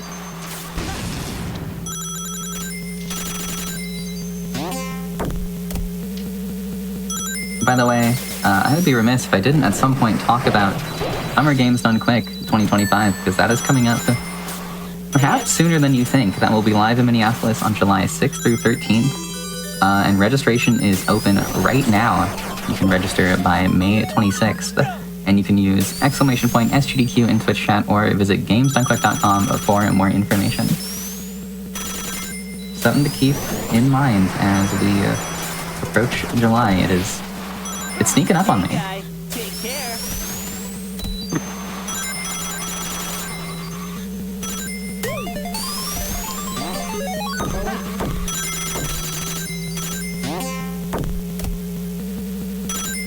We do have the streamer mode on for this run, so there's some tracks that may not play. Music tracks, that is. Yeah. Yeah, figured it was music related. That's a nice quality of life feature though. That was cool. Yeah, I had forgotten to turn it off with my most recent run, so I got snagged with that, but actually I didn't mean to do that. It was Mr. Cape, right? But, I like Mystic Cave. It will kill you.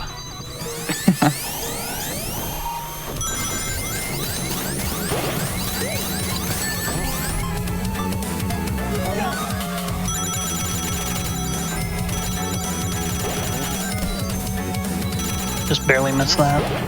yeah. Up after this turn are some crushers. Don't get crushed. Don't do it.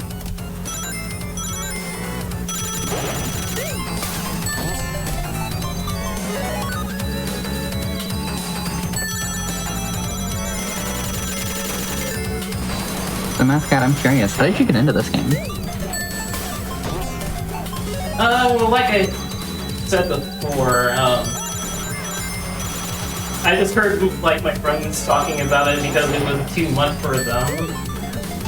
Because they were players who had come from SPD2 cards, so they were more used to the more casual SRB2 cart. And that's why you don't get crushed. Yeah. Real? I tried to risk it and it wasn't worth it. Your friends are saying it was too much for them. Not too much for you though. You've been doing a really awesome job so far. Impressive. Yeah. Now, how did you start doing any percent? Yes. So I forget what my exact inspiration for any percent was, but like as far as treating this as a speed game was concerned,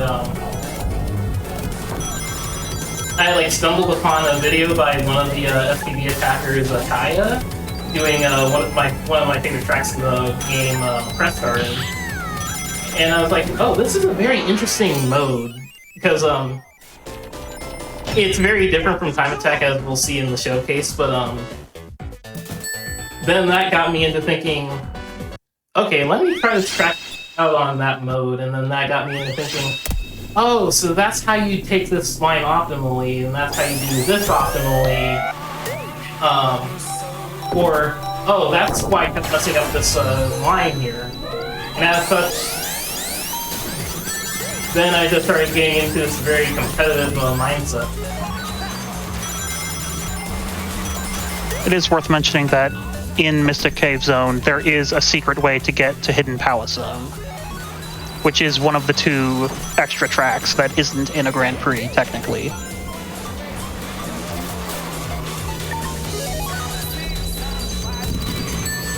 Also of note is... I like that. I love it. Joypolis might be the only 4-lap track, if I'm remembering, in the whole game.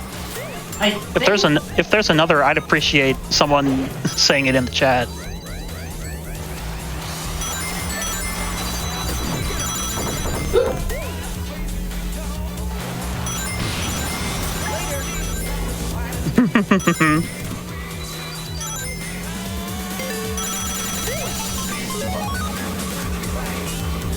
Is that a lightning shield? Oh no. You know, I was talking earlier about just the sheer number of tracks, but I appreciate too that they are all unique.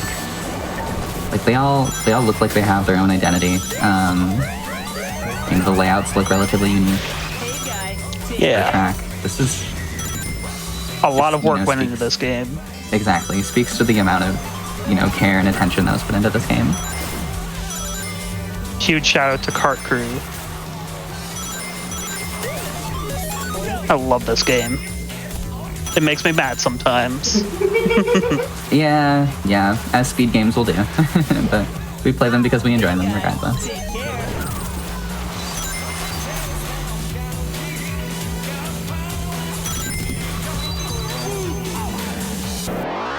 All right. 1 cup to go.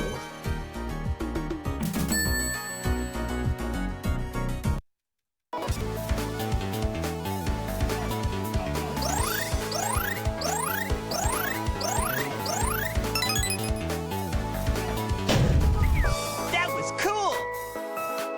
Oh, okay. Blue Mountain 2, Speed Highway, Kodachrome Void. Those are also 4-lap tracks, but we won't be seeing those. Okay. Yeah, there are a few more, just not in the run. Not in the run. Yeah, Kodachrome is easy to forget just because it feels like a 3-lap course in a lot of ways, and Speed Highway is one of the few sectional courses. So it doesn't really feel like a 4-lap because it really isn't.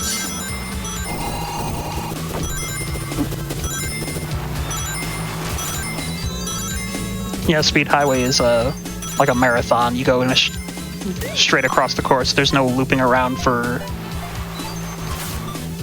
laps. Oh yeah, so there are less laps and more sections. Yeah. Although obviously they're still called laps. Right. Oof.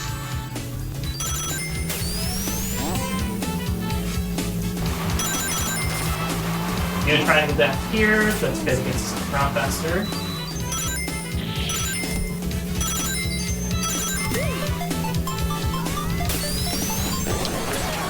Try and get a wave dash stored here. Couldn't get it this time.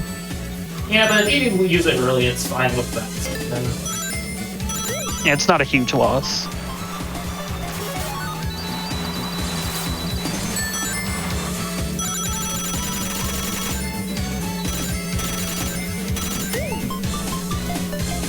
You always take the left section here because of it not involving any like uphill driving. yeah, it's a very smooth part of the split. You don't the other paths have like plenty of jumps to them too. And also, since you're already heading that way when you're going into it, it's just best to take it.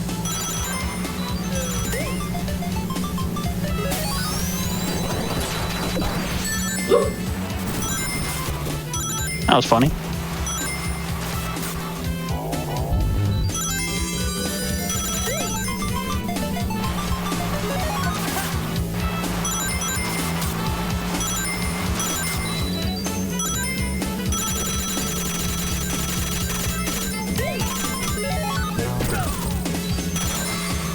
when it comes to items like mines, once you're on the last lap, it's okay to get them because you can't really run over your own mine anymore, but you would still prefer the rings.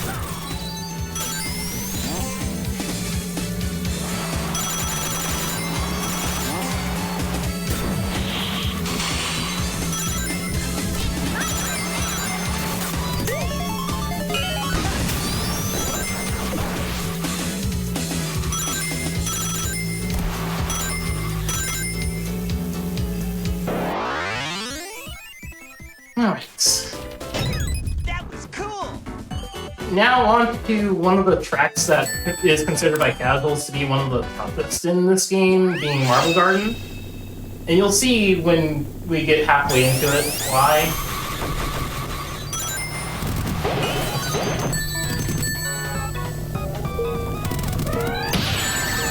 Hey guys, take care. Hit everybody with the lightning shield during positioning. Cheeky, cheeky.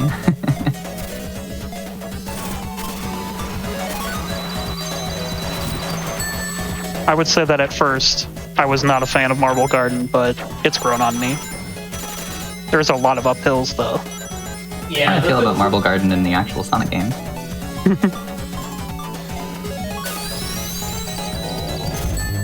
this section is the tough part because there's a lot of dirt here that you don't want to go through, and there's a lot of weird angle jumps. I think the Lots jump, of little goodies. yeah. How I get through it fast is just taking that jump there and then intentionally heading towards the dirt, and then using the gravity drop, which is our fastballing mechanic. You can Hey guys, take care. use that fastball mechanic. You get a little bounce from there, and you can use that to avoid the losing speed on the dirt entirely.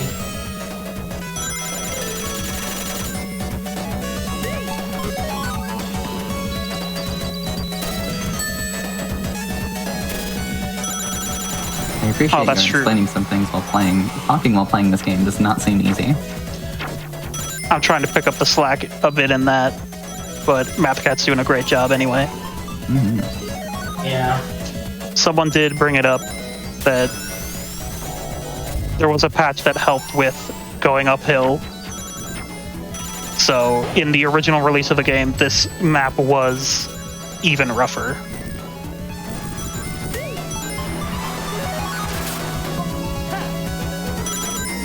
I can't really attest to that because I started playing in 2.3, but Actually, that sounds bad. I thought it started playing in 2.2. Like it was right Oh, no. before it went to 2.3. Maybe you did. It's always been 2.3 for me.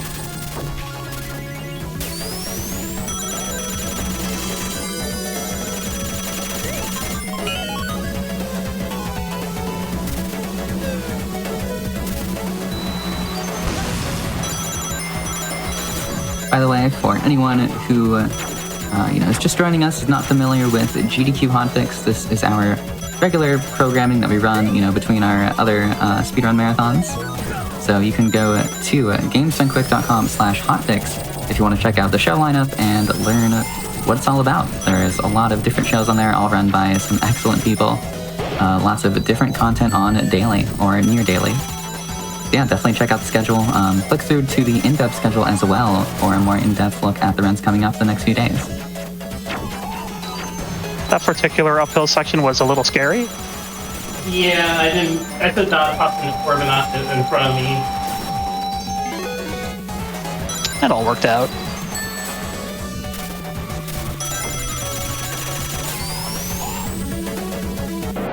Yeah, easy pickings. That was cool.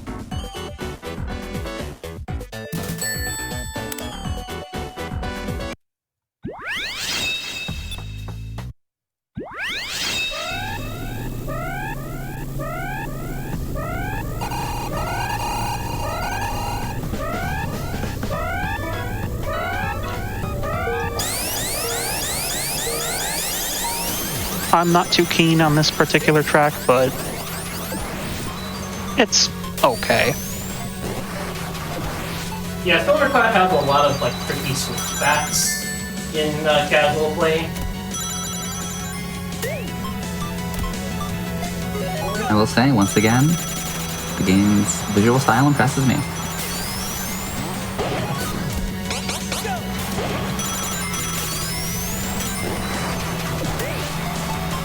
That's a great book. All right, nice. Also, I can't really say firsthand yet, because really I'm just watching a very skilled player play the game, but it looks like there is some attention paid to visual clarity in particular as well, which I think is a bigger deal than some folks expect in this type of game. Yeah, there's a lot of good like visual and sound design for things like subtitling into a wave dash. Hey guy, take care. Like you might not be able to hear it since you don't got the sound, but the subtitle will make a clicking sound when it hits a wave dash that's very like pleasant to hear. And like once you get it, you like know. You just know. Oh yeah, that's The wave dash itself also has the like wave crashing sound going on, so you know you've got it. Hey guy, take care. Take care. That's nice. Yeah, I don't have the sound, but thankfully the viewers do.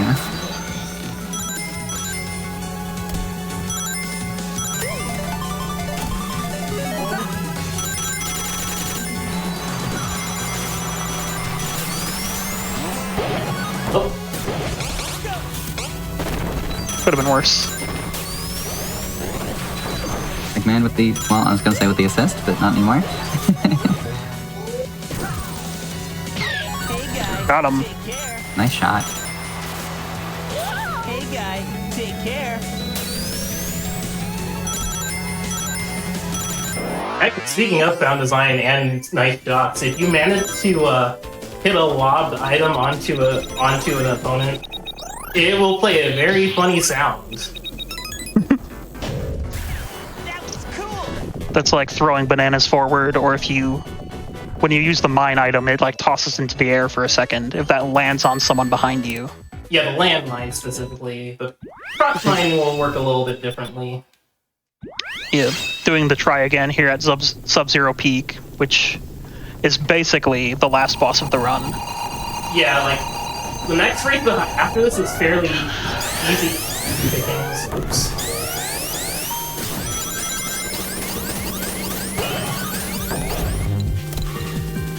Decent recovery. But yeah, Sub-Zero is by far the toughest one for me personally, just because of the ice mechanics.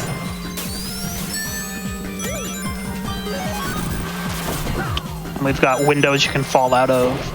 Yeah.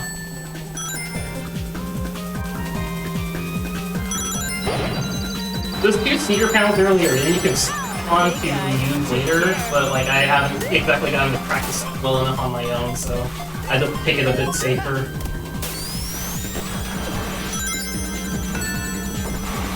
Likewise, the fault of that one as well.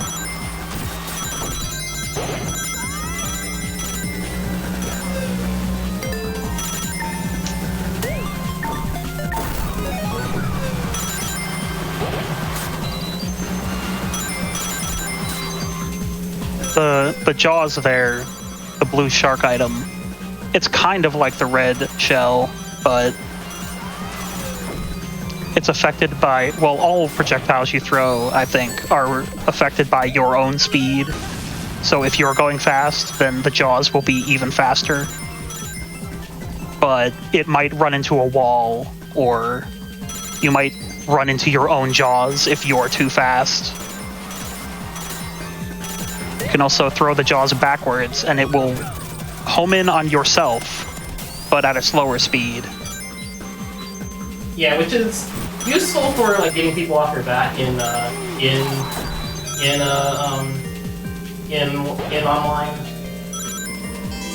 because either they have to adjust their own riding line or just be willing to risk it.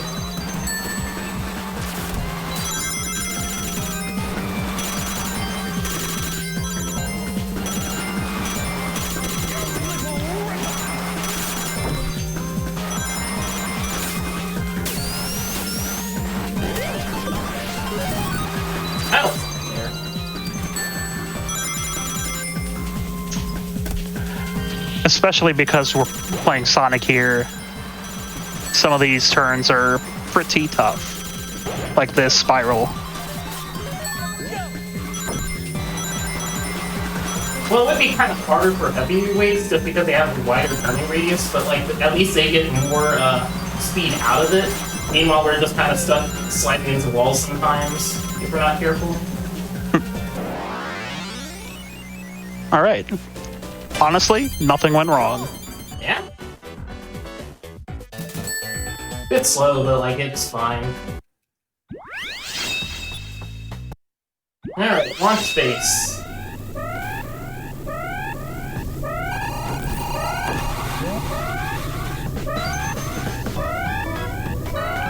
Great track, great level.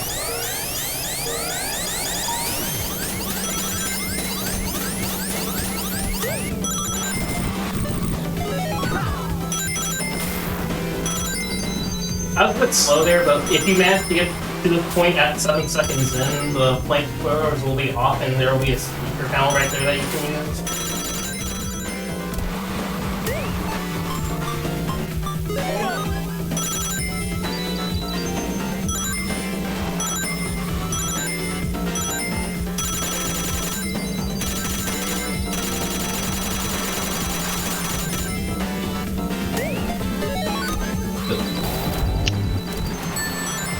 Fortunate, but good recovery.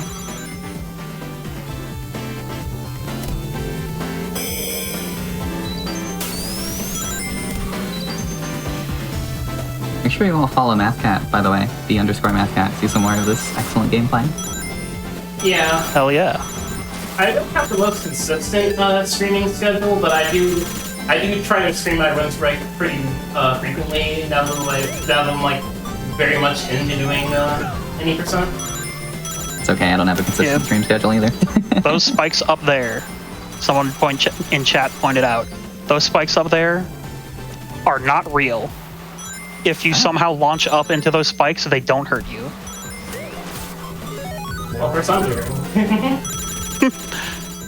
I only heard about that like a couple days ago or a week ago when they were talking about it in the Ring Racers Discord. Or rather, the Kart Crew Discord.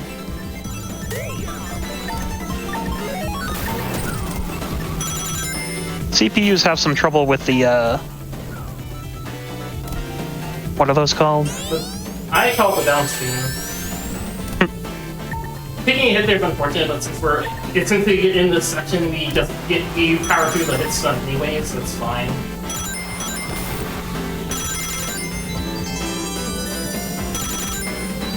Oh yeah, I should mention that now that we're on the final lap, I won't be at the end of this race, it will be like after the results screen.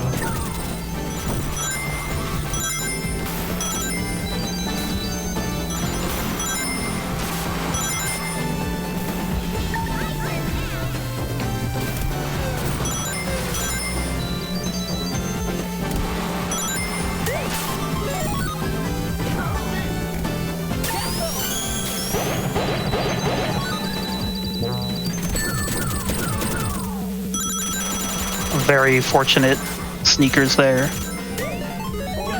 Yeah, that sure was useful. And yet he's already back.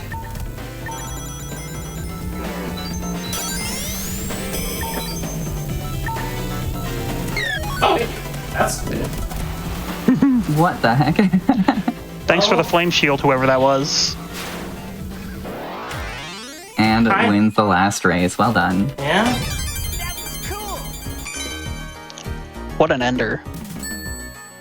Alright, so...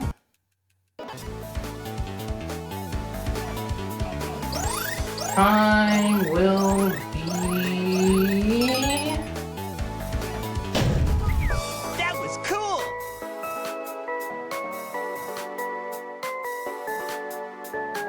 Now. Congratulations. GG. Well done. GG. What was my timing, by the way?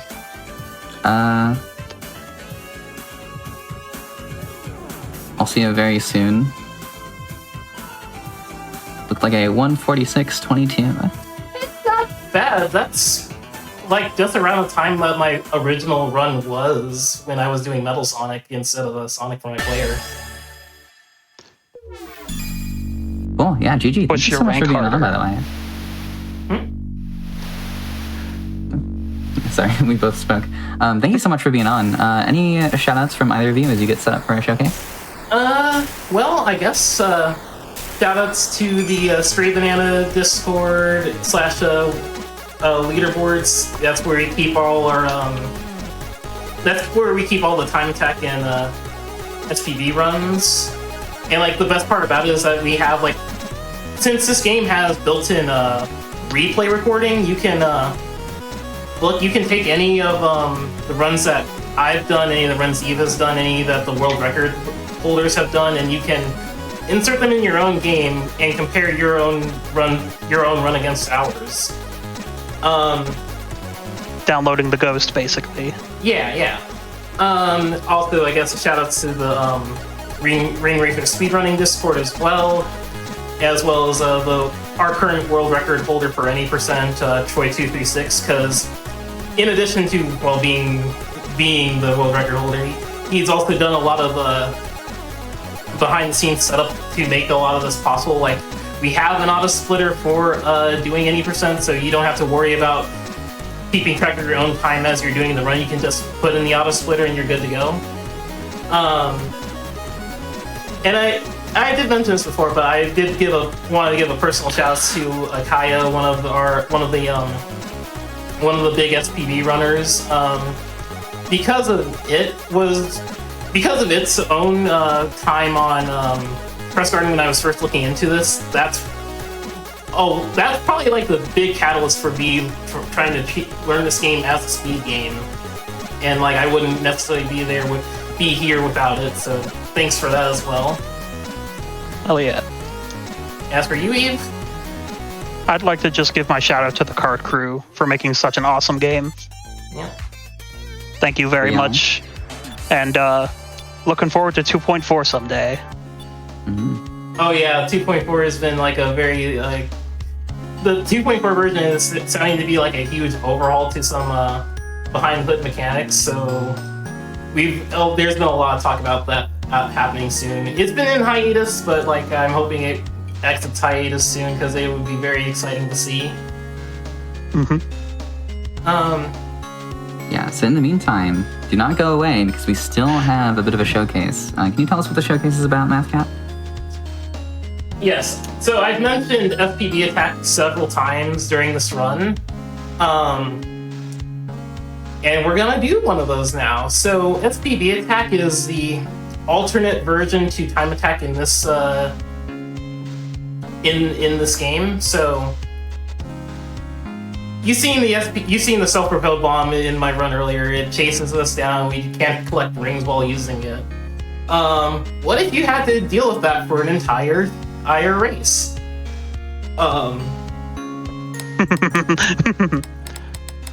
So I'm going to use the tournament mode password here, Chaos064, which just lets you have access to everything. Very nice to have. Almost everything. Yeah. And I'm going to switch to... correctly. So this is Jack Frost. I am using the power of demons because that's my favorite here. Jack Frost being in Class B as opposed to Sonic's Class C. Yeah, so I'm trading in a little bit of top speed for a little bit more acceleration. The best characters to use in SPV attacks does change based on the course, and unlike time attack where there's a lot of rings that you can ring boost off of, you don't have a necessarily good supply of rings here. So instead, it kind of boils down to a few other factors, like what sneaker panels are available on the track, what turns do you have to take or not take, stuff like that. So we're gonna get into this here, but what was I gonna say? So the one thing that changes, the other change between this and Time Attack is that instead of the ring boxes being across the map, it's technically normal item boxes, but they only contain two choices: drop targets and rings. If you want rings, you do not want drop targets. So, I'll get this kicked off right now, I guess. It should also be noted that SPV attack is in encore mode, Oh, I forgot. Which is- it goes on. which means that the track is flipped and the music is like, what is it, like 17 or 18% slower? Yeah. It's very much inspired by the classic Sonic Encore mode stuff. And mirror mode in other kart racers. Yeah. So.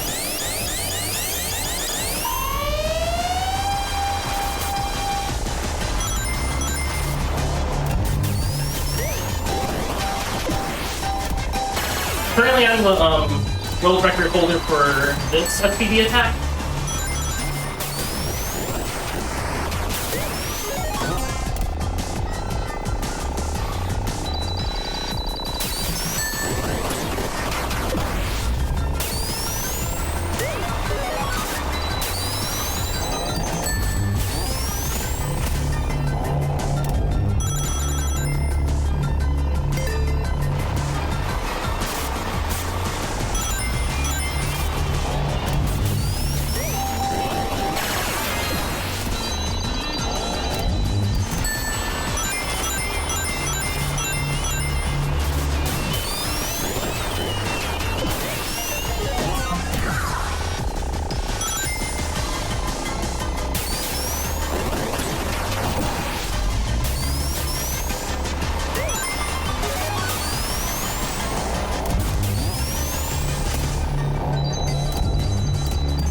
Nicely done so far.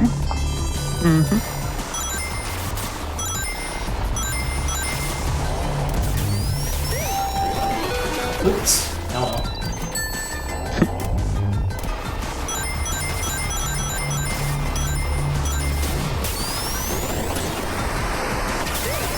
That slips. Exciting.